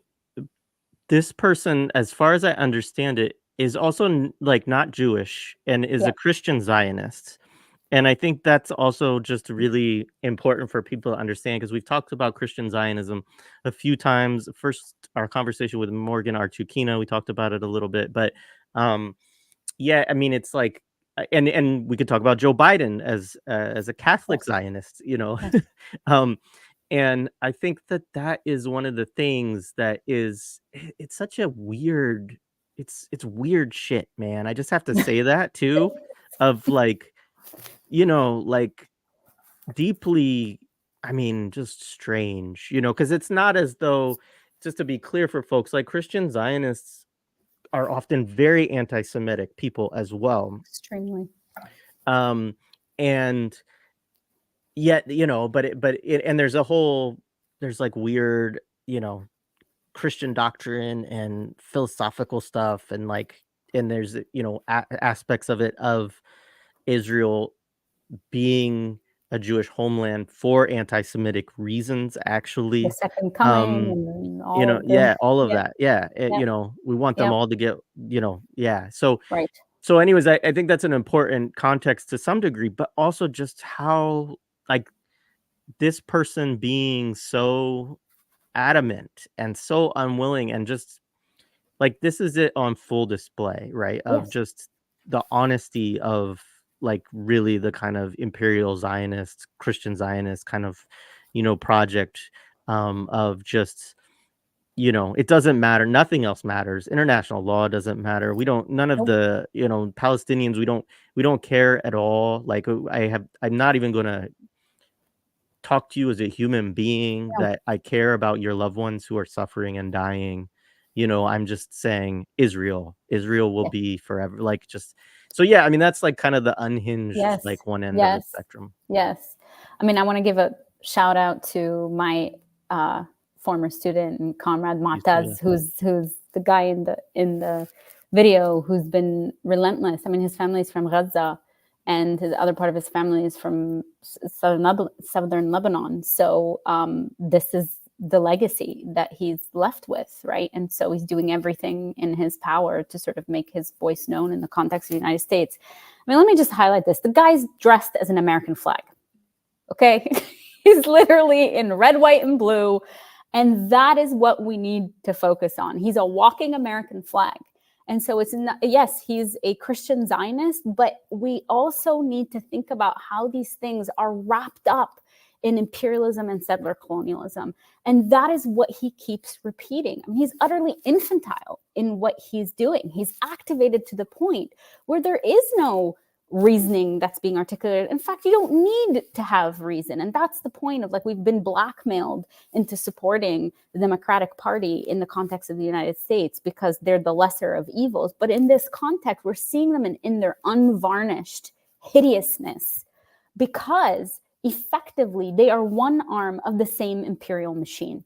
And they're a settler colony that supports another settler colony. That's all there is to it. And he's very unvarnished in that. I mean, he just keeps the infantile process of just repeating it over and over and over again. Like you said, to not even reach into your politician mode to say this. When Mataz says, I'm a Palestinian, he goes, goodbye Palestine, right? That is all we need to hear. This is not fringe, just like when we take the statistics of the context of the settler state of Israel, that 80% supports what's happening. This is not a fringe movement. This is not just a fascistic government that's happening.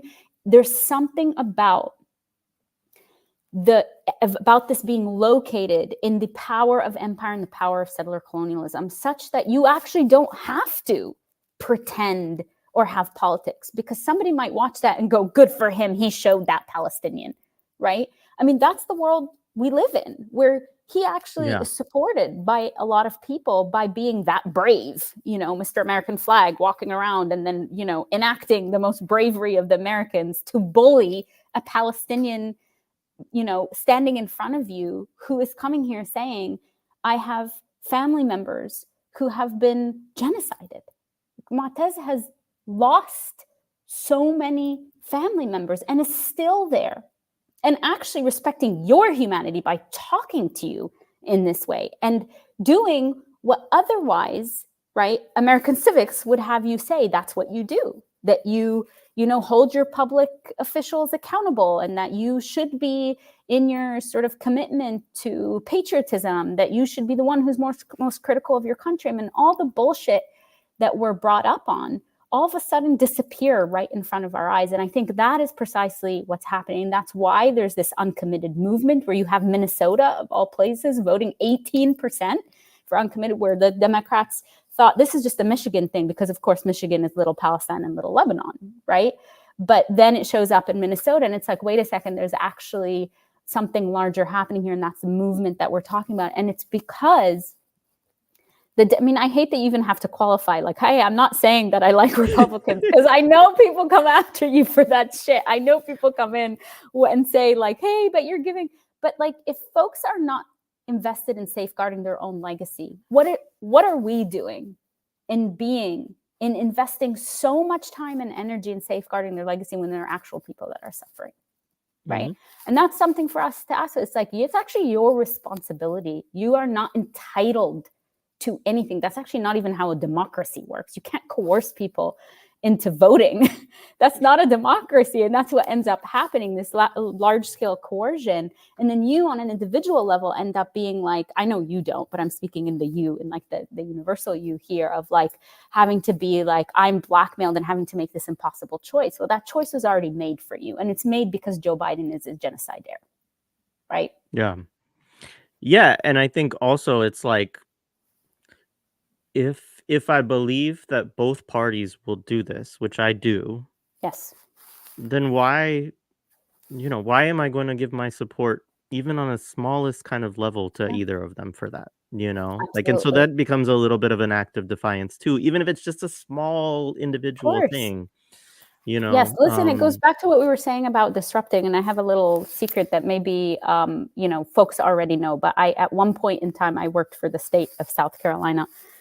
So I know this to be true, is that if you can find a fax number to fax that email that didn't go through to, is that part of stopping up work is that and we might think, oh, these are people who are doing, but these are people who work for these representatives or whoever it is, that is what they end up having to do, because technically they have to respond to things that come in paper form. They have to do it. Now they can delay it, like, Bob Casey did, and take 3 months. But in the end, that has to be done because it's something that came in physically, whether it's an email or fax. So if you can find fax numbers, and they do still exist for these sorts of things, is the more that we can clog up their machine, and they have to respond to these things. And otherwise, because of course they're subject to the Freedom of Information Act. And I think we should also be doing that. We should be sending in tons and tons and tons and tons of FOIAs and just stopping up this machine and making it harder. The more folks that use all the avenues to say, you do not get to just continue, and not have people find all the ways. You set up all these ways to separate the people from the power and the people who are in power of their lives. Here are all the ways that we're going to use these exact same mechanisms against you. And then we're going to make you have to do this stuff.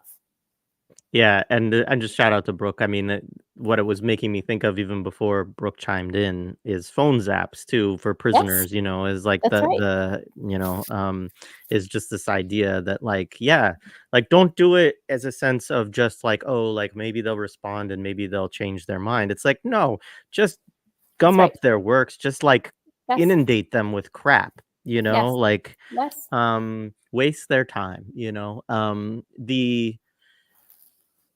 There was something I wanted to say, but that's all right. But I'm sure I'll either think of it. How are you on time, by the way? Oh, I'm doing okay. Right. Okay. Yes. Just let me know if you get close to something. But all right, I'm gonna show this connects to something we talked about earlier, so I'm gonna bring this up. Okay.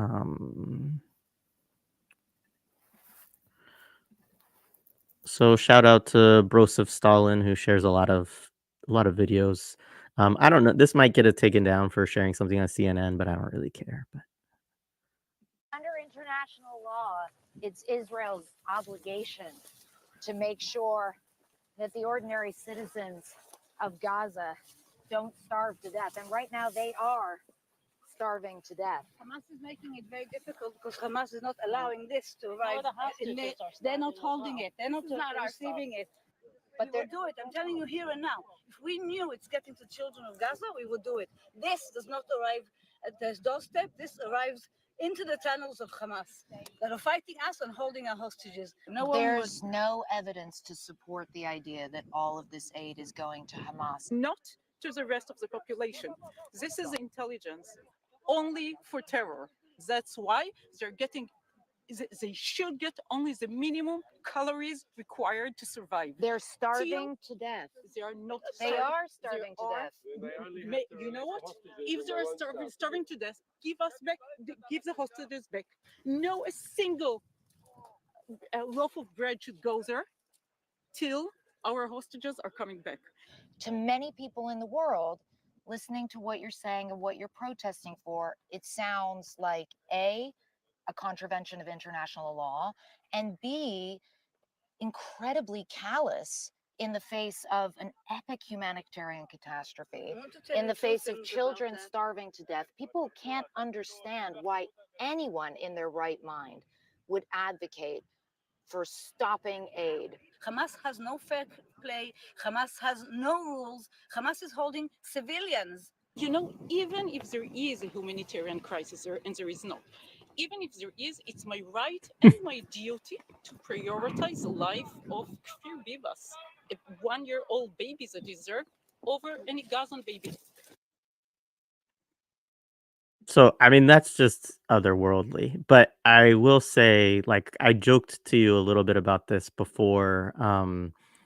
Uh, you know, that, like, before we started, that this is the reason we can't have colonialism. Like, these people's brains have been so rotted by the colonial mentality. I mean, it's fascinating on so many levels to see this on CNN, right? Because CNN is mostly just war propaganda, and we should say that, especially thinking with, Basel's rules of, like, this is not an outlet. We shouldn't have to. I don't think we have to say this to anybody in the audience, but in case we do, it's not an outlet anybody should go to have any kind of real understanding or discussion of what's going on. It does tie to me to, though, them doing this piece ties to the connection of of Biden and Harris doing this, like, fake ceasefire stuff that they're doing right now too, right? It's a recognition, as what you were talking about, of that what people are doing is making a difference, because they're starting to realize we have to change our narratives, we have to change our approach, we have to try to distance ourselves from what, Israel is doing, quote unquote. It's why they want to create this aid peer, thing, quote unquote, is to make it seem like the United States really cares about humanitarian aid getting in to Gaza. And that, it's absurd because the weaponry, the money, the military intelligence, we'll get to Aaron Bushnell in a minute, like, it's absurd. But, like, that is, I do want to just raise that for folks too, to think about it in that way, of that we shouldn't in any way take seriously that, Kamala Harris wants a ceasefire, even a 6-week one, or that, Joe Biden cares about the humanitarian aspects of this or anything like that, because they could very easily make it stop. But we should say that it is showing that they're trying to figure out, how do we reposition ourselves, because we're losing the psychological war around this. We're losing that aspect of it. So yeah. You're muted, actually. Sorry about that. And No, you're also, good. I was laughing earlier because Stephen was trying to not make himself known, but he was he was crawling on the floor to not make himself known. So folks could have seen that he wasn't pretending to be, you know, in guerrilla warfare or anything like that. He was. Hi, Stephen. Jay says hi. So, right, exactly. Let's go back to Basel's rules, right? This goes back exactly. This is what I started off to say when I was on mute. Is it goes back to do not believe them, right, as a starting point, because also, what is it that they have shown us in this entire time to believe them all of a sudden? Do we really believe that there is an opportunism that's involved in this? Of course, there's opportunistic elements, and in many ways, you're a politician, you're opportunistic. That's why I shouldn't believe you, right? There is nothing to support what you're doing. In fact, it's the highest level of hypocrisy, and it's actually offensive when I see Kamala sort of on that bridge or any one of these things. It's offensive to the legacy of what that means. And if you truly understood what we were saying around issues of solidarity and who had to give up their lives and what was fought, that should be an offensive, you know, you should have shame. In Arabic, we say aib. You should have shame. You should be ashamed of yourself, right? And there's a way in which this is a shame that's mobilized because it's also mobilized politically as well. Like, you need to be ashamed of these positions because there is nothing that's coherent about this position of yours. And I think one of the things that you and I were talking about before is like, people see through this. I think people are angry. They're angry that politicians who are opportunistic can take these very easy and sort of photo op positions and then do nothing structurally when they actually have the power to do so. And that is the difference, right? That these folks actually do, whether it's Biden or Kamala or anything, you actually do have the power. A lot of people are cogs in the machine and don't have power, but you actually do have the power of anybody in the world to stop this up.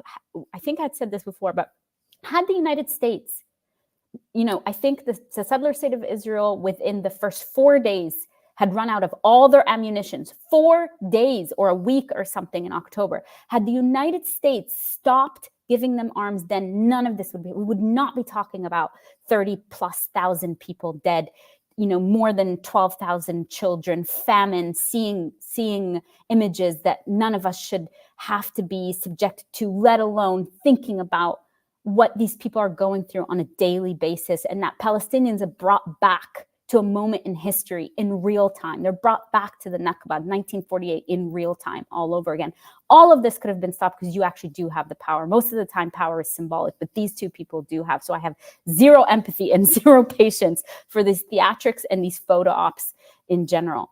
But back to your point about like why we can't have colonialism, right? And I think I appreciate that there's a joke in there, but it's true, because for you to buy into a settler colonial position as though that is normative, one of the things that Patrick Wolf teaches us is that you have to make the settler native, right? That is part of the mechanics of settler colonialism. The settler becomes native, and that there is an inbuilt supremacy to it. And so there's a way in which this settler, who this person from CNN is speaking to, who, by the way, also don't believe her, because she's also the one who is peddling all these propagandistic stories about beheaded babies and sexual assault and all these she's responsible, right? And of course, we know this famous thing where she's hiding 2 miles away and is pretending that she's in danger as well, right? So don't believe them. However, believe the words that you are hearing. And again, to go back to this idea that this is not fringe, if you believe in the settler colonial project, if that means you also believe in your supremacy, and she says that, she said, it is my duty as a settler to care more about a Jewish baby than I care about Palestinians. I don't care, right? And some of us might hear that and our mind is blown. Like, how can somebody just be so honest about that? But there's something so real about somebody's dedication to the settler colonial project. And that settler colonial project is insistent on the degradation and the hierarchy of who deserves to live and who deserves to die. And if I have to choose one, it's going to be this. Of course, that's codified in law. That's called the basic law, right? About who has more rights. And in the end, if I'm down to it and I have to choose between one, there is no choice about it. It's going to be, that is what it means to have an ethno-nationalist Jewish state. right? So there's also no surprise in this when we hear that articulation. What we need to be careful about is say that this is somehow some fringe movement, right? Again, I just said the statistics. I think it was just like a couple of days ago, it was 80% of people actually believe that aid shouldn't be getting in. Now, let's not even think about how it doesn't make sense that if you truly care about hostages, that you would also be starving them, right? But that is settler colonial logics at play right in front of us, because it's about cruelty. It's about supremacy. Yeah, I mean, you would think that they would want the food to get in there so that it could go to Hamas, so that Hamas could feed the people that are with them, right? Like that, yeah, absolutely. All right. So I think what we'll do is folks do, if you have questions in the chat, feel free to drop them in. I think what we'll do is kind of close just talking a little bit about Aaron Bushnell. And so obviously this has happened since we last talked. I mean, I don't have to tell folks, I'm sure everybody who's here is aware, but, active duty Air Force member who self-immolated which means burning oneself alive, in front of the Israeli embassy in Washington, D.C., filmed himself doing it, sent basically press releases or notices to several different outlets to tell them what he was going to do. We're going to have another discussion about this with Wendy Trevino and another comrade on Wednesday. And so I encourage folks to check that out too. We'll go into it. We'll talk a little bit more than we will here. But I wanted to talk about it because, again, to kind of come back full circle to talk a little bit about where we started in terms of, these difficult discussions around the right to choose, the bodily autonomy discussion, right? The autonomy of a right to death, actually. And again, like when you talk about this, you and Stephen talk about this within your book, and you talk about it within Palestine, and what does that mean in a context where death is just part of the agenda, right? It's all around you. You experience your loved ones and your family members, and obviously we can see the most egregious examples of that right now. But I think, and so what does it mean to make that choice like Basel does, or like Mohanad does in the story that you're relaying in the book? And then to Aaron, his is a different positionality very much. I mean, he's a part of the United States military apparatus. I haven't been able to sort of look into this or verify it, but I know that there are some reports out there that suggest that, he was involved. He knew he was either providing, he was responsible for some kind of sharing of intelligence, and was aware of operations that the United States was more directly involved in, which should not surprise any of us, of course. Um, and but so what does it mean to really to refuse that, to make a political statement about that, to make a humanitarian statement around it, in such a powerful way, to say free Palestine, with the last words that you're able to shout out. And we see obviously the way that this has resonated with people in different ways, whether it's all the vigils that have gone on around the United States, whether it is the the resistance sending out messages, right, acknowledging his sacrifice, or Yemeni people lifting up his image and his name, and many other examples. And so, again, like connecting, and you even have this discussion in the book about the connection between suffering, defiance, self-awareness, and resistance is part of the same psychological process. Mhm. Considering suicide death in Palestine forces us to focus on a constitutive tension that underlies the book, namely the interlocked relationship between individual psychic turmoil, individual and collective suffering experienced and inflicted as direct and intended consequences of brutal colonial occupation and Palestinian agency and consciousness and unconscious. Um, and yeah, so I'll just leave it there for you to respond because I can't fully like articulate everything that I feel about all of this, you know. Yeah, But yeah, yeah. go ahead.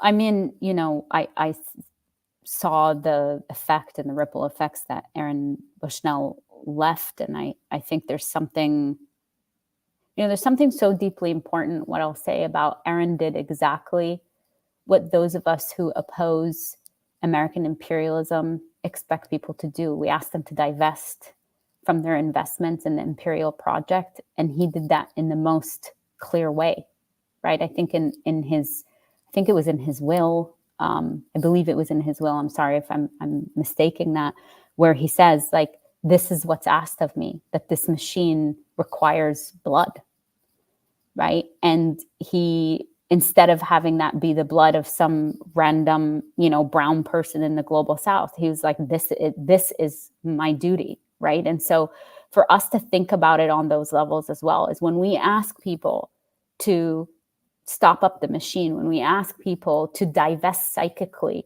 from their patriotism or their jingoism or whatever it is, that is the extension of that is what he felt needed to be done to be able to do that. And I will never know what internally he was feeling or thinking, but perhaps the pressure to continue going on would have been too much. It would have been too much. It was like, I can't disidentify while I'm still living and wearing a uniform and all those things. And it shows the magnitude of the complicity and also the invitation to normalize and justify that this is what the war machine does. And so that act, again, it's taking the willfulness of like, you're not going to just own me in death in your imperial wars, because we know, had this been a different thing, had he went on a mission, which I think some people were saying he was going to be called also to be somebody who might actually be boots on the ground in some way or another, right? That all of a sudden the same person with the same act potentially becomes a hero, right? But in this case, in the context, of course, of the American, jingoistic machine, I want us to pay attention to also how the discourse of mental health then gets mobilized, right? That this was somebody who was severely troubled. And then, of course, once that fell flat, then there was anarchist, right? He's an anarchist. And this is what, and then that becomes mobilized as well. And I'm not laughing to make light of it, but it's just the boldness, right, of grasping at straws just to undermine what all of us, I mean, his words and his screams haunt me, just like a lot of the imagery we see, and it should, Yeah. because there's such an impeccable clarity to it. I mean, anybody who's saying there's a poise, there's a clarity, there's a political commitment, just like Bassett was saying, there was no parsing words, there's a political analysis, and then there's his final words. Mm-hmm. There's nothing more clear than that. And No. I think that's why, I mean, we don't see Yemenis holding up American soldiers, right? But No. if that's the model to say, when we say to people, prove it, that you stand behind your words, politically commit to this, right? That's him owning that. Mm-hmm. And there's something so powerful about that. Yeah, I mean, it's a direct sabotage of the imperial war machine, right? Yes. And like it's, I mean, obviously we could say, it's probably worth saying, there's other things that people could do even Yes. in the military Yes. to disrupt, right? To be disloyal to that system, but I think it is such a I don't know that there's anything that anyone could have done that would have had the impact and would have reached so many people. I mean, it was interesting. I had a little conversation with my parents as it happened, and there was a part of me that was so cynical, cynical based on experience around these things that was Yes, like, I'm not sure they're going to cover this at all. I'm not sure that this is going to get media attention. that's right. Um, and because we've seen climate activists and other Yes, folks do these acts of self-immolation. I think it was Marshawn McCarroll who had committed suicide on like the courthouse steps in Columbus, I want to say.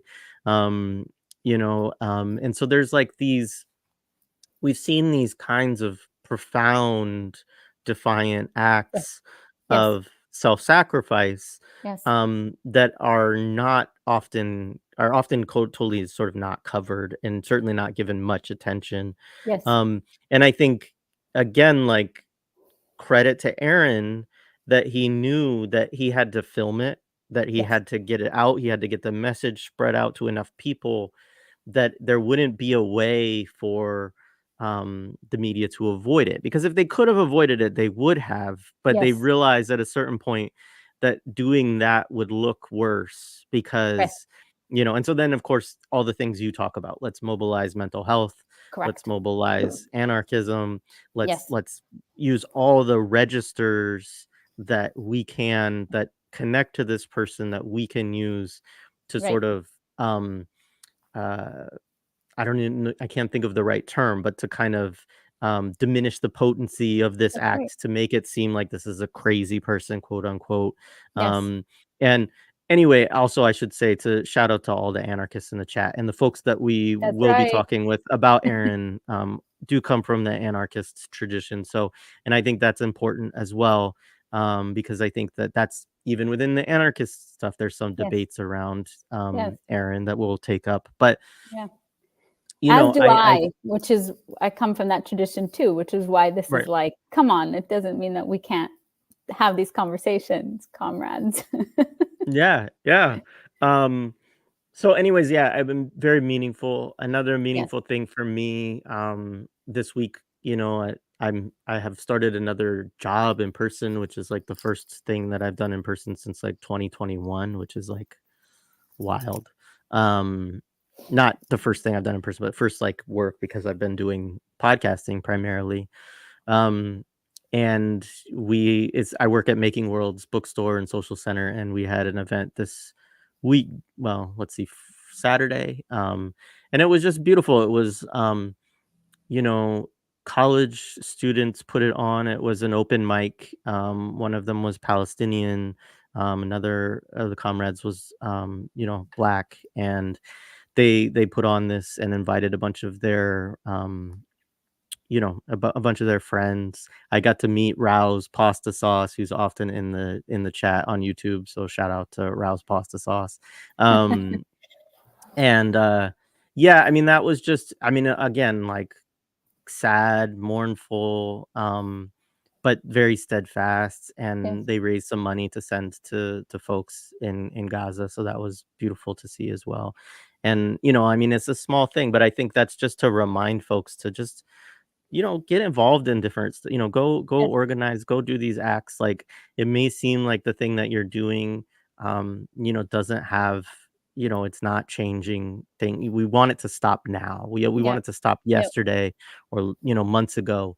And we don't have control over that, but we do have control over continuing to resist in yes, various ways and continuing to understanding that.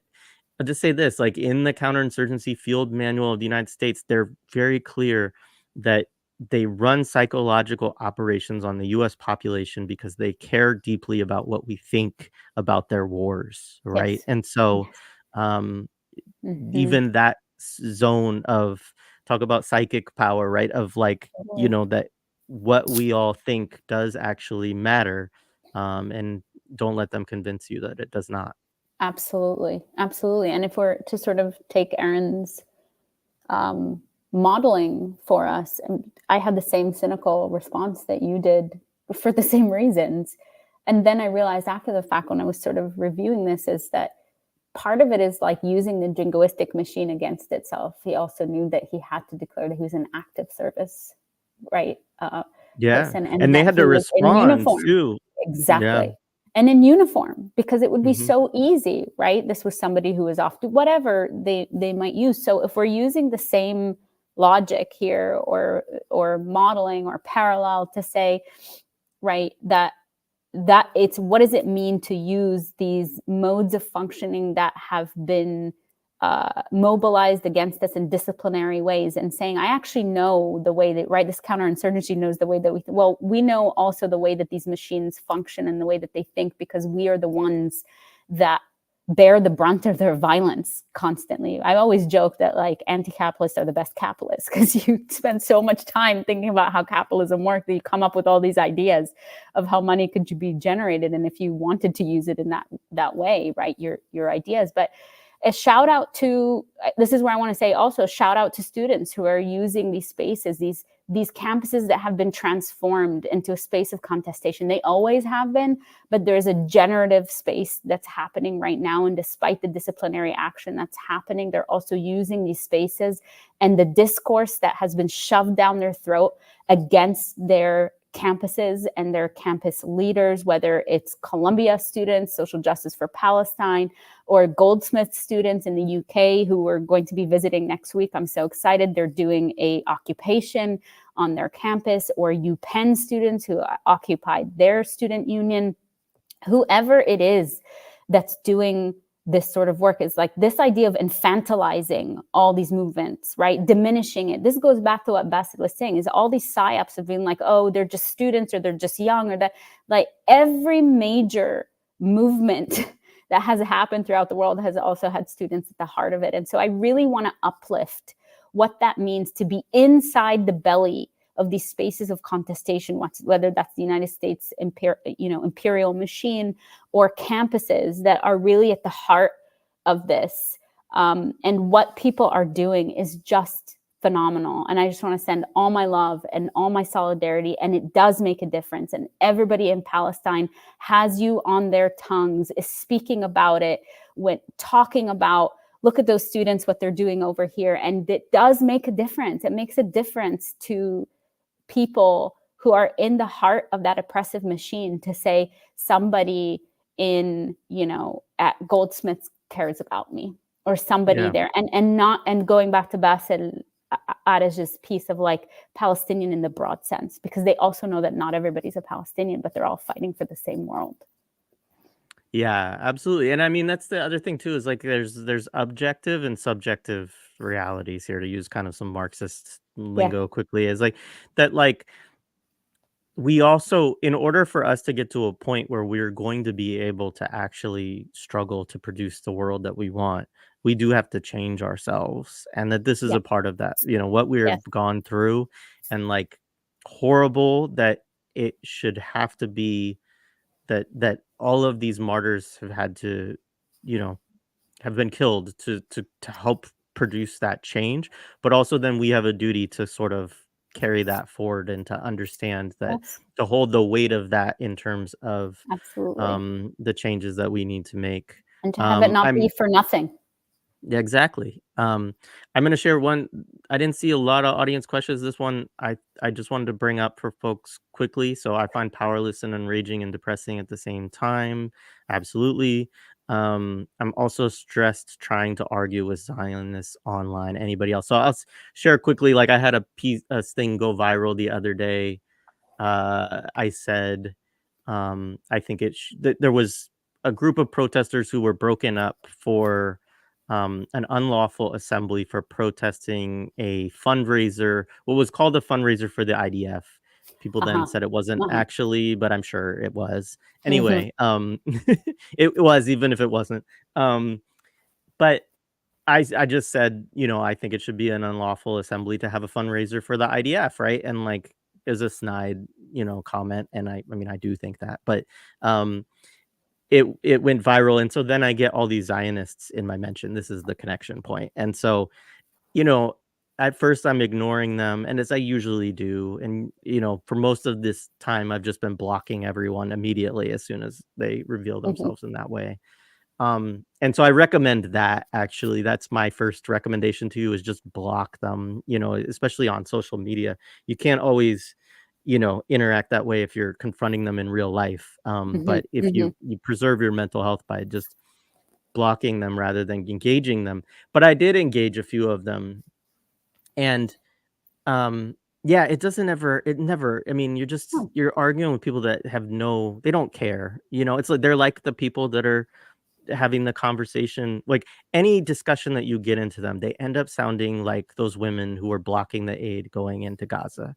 That is where their logic will always lead. And so, yeah, it's just like, I think Mhm. you're actually gonna get yourself caught up in, Mhm. just frustrating yourself, and Mhm. you know, because you're not Yep. gonna change those minds, I don't think. I mean, maybe Yes. somebody can, but it's not you on Twitter. No, no.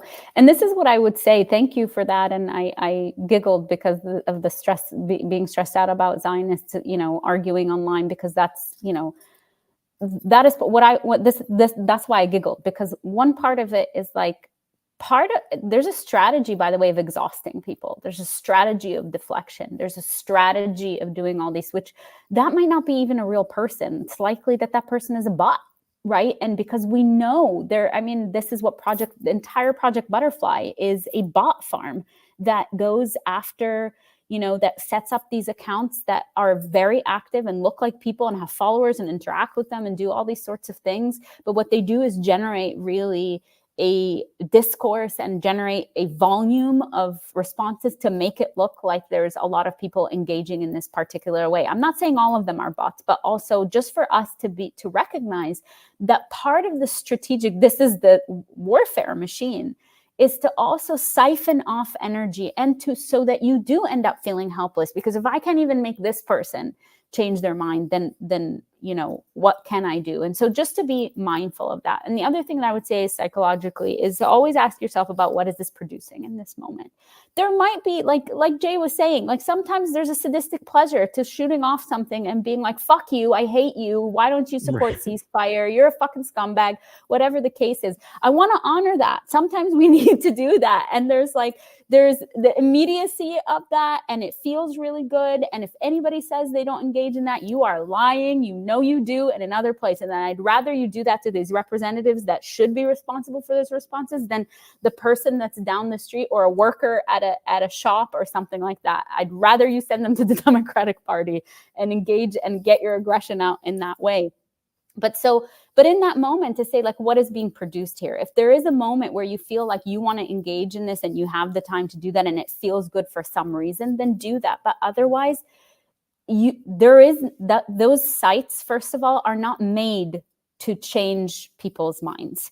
And if at a moment of genocide, people are still arguing these points, I think it's very fair to say that you are not shirking any duties whatsoever if you're like, I'm just going to ignore this Zionist. And maybe another way to do it is to, I don't know if this is still a function on what used to formerly be Twitter, of a retweet, and then you might say something over top of it, but kind of like Jay Yeah. was saying earlier about, like, showcasing the violence of what they say rather than actually engaging them directly, because other people then see how violent this rhetoric is. And then you also practice a particular type of discourse and a rhetoric for yourself, an analysis about why is it that people can rush in and do this. And the talking points that they have is that we also have talking points, and there is something to be said about practicing that.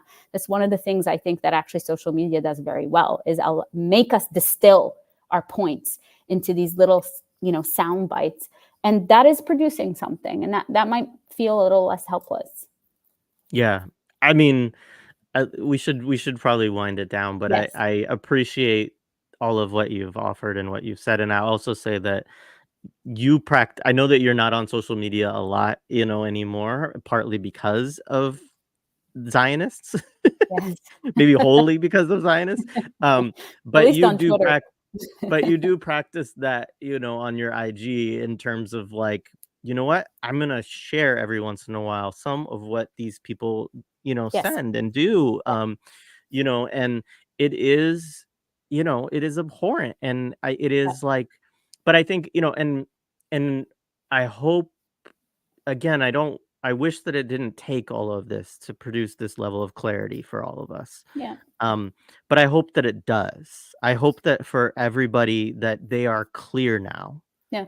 right? Of like what we're dealing with, and Mhm. that it's not something that we're just going to, debate. Now, you might have an aunt or an uncle or a family member or a friend who has like some liberal Zionism that's not like really deeply invested in it, but just has like these longer term, misconceptions that and myths that they have bought into over time that you can help work through and break those down. Decolonize Palestine is a great website to go to kind of they've done such a good job of looking at all of these myths that Zionism is sort of based on, and one by one breaking them down, disproving them, combating them. And so there are resources out there for folks that are engaged in that work. But yeah, I would say, unless you get some fun, which that was part of it initially for me replying to some of those folks, is I'm like, you know Yes. what, fuck you, like, here's Yeah. what I Yeah. want to say to you right now. Yeah. But at a certain point, then you realize, like, as I'm engaging with it, it's like, no, they're continuing, and it's just this, they're Right. actually enjoying that I'm engaging with them, and Yeah, so they're that's trolls. where I'm gonna leave it, because it's like, Yeah. no, if you get some enjoyment out of this, then fuck you again and bye, but Yes. yeah. So anyway, I encourage people not to, but if you do, make sure that it feels It's good, worth and it. then don't do it when it doesn't feel good. All right. Exactly. All right, I'm gonna leave it there. Thank you so much, Laura. Thank you so This much, has as been always. great. I hope that we can do it again in a few weeks, Anytime. and keep it going. All right. Anytime. All right. Thanks, everybody. All right, folks. Bye.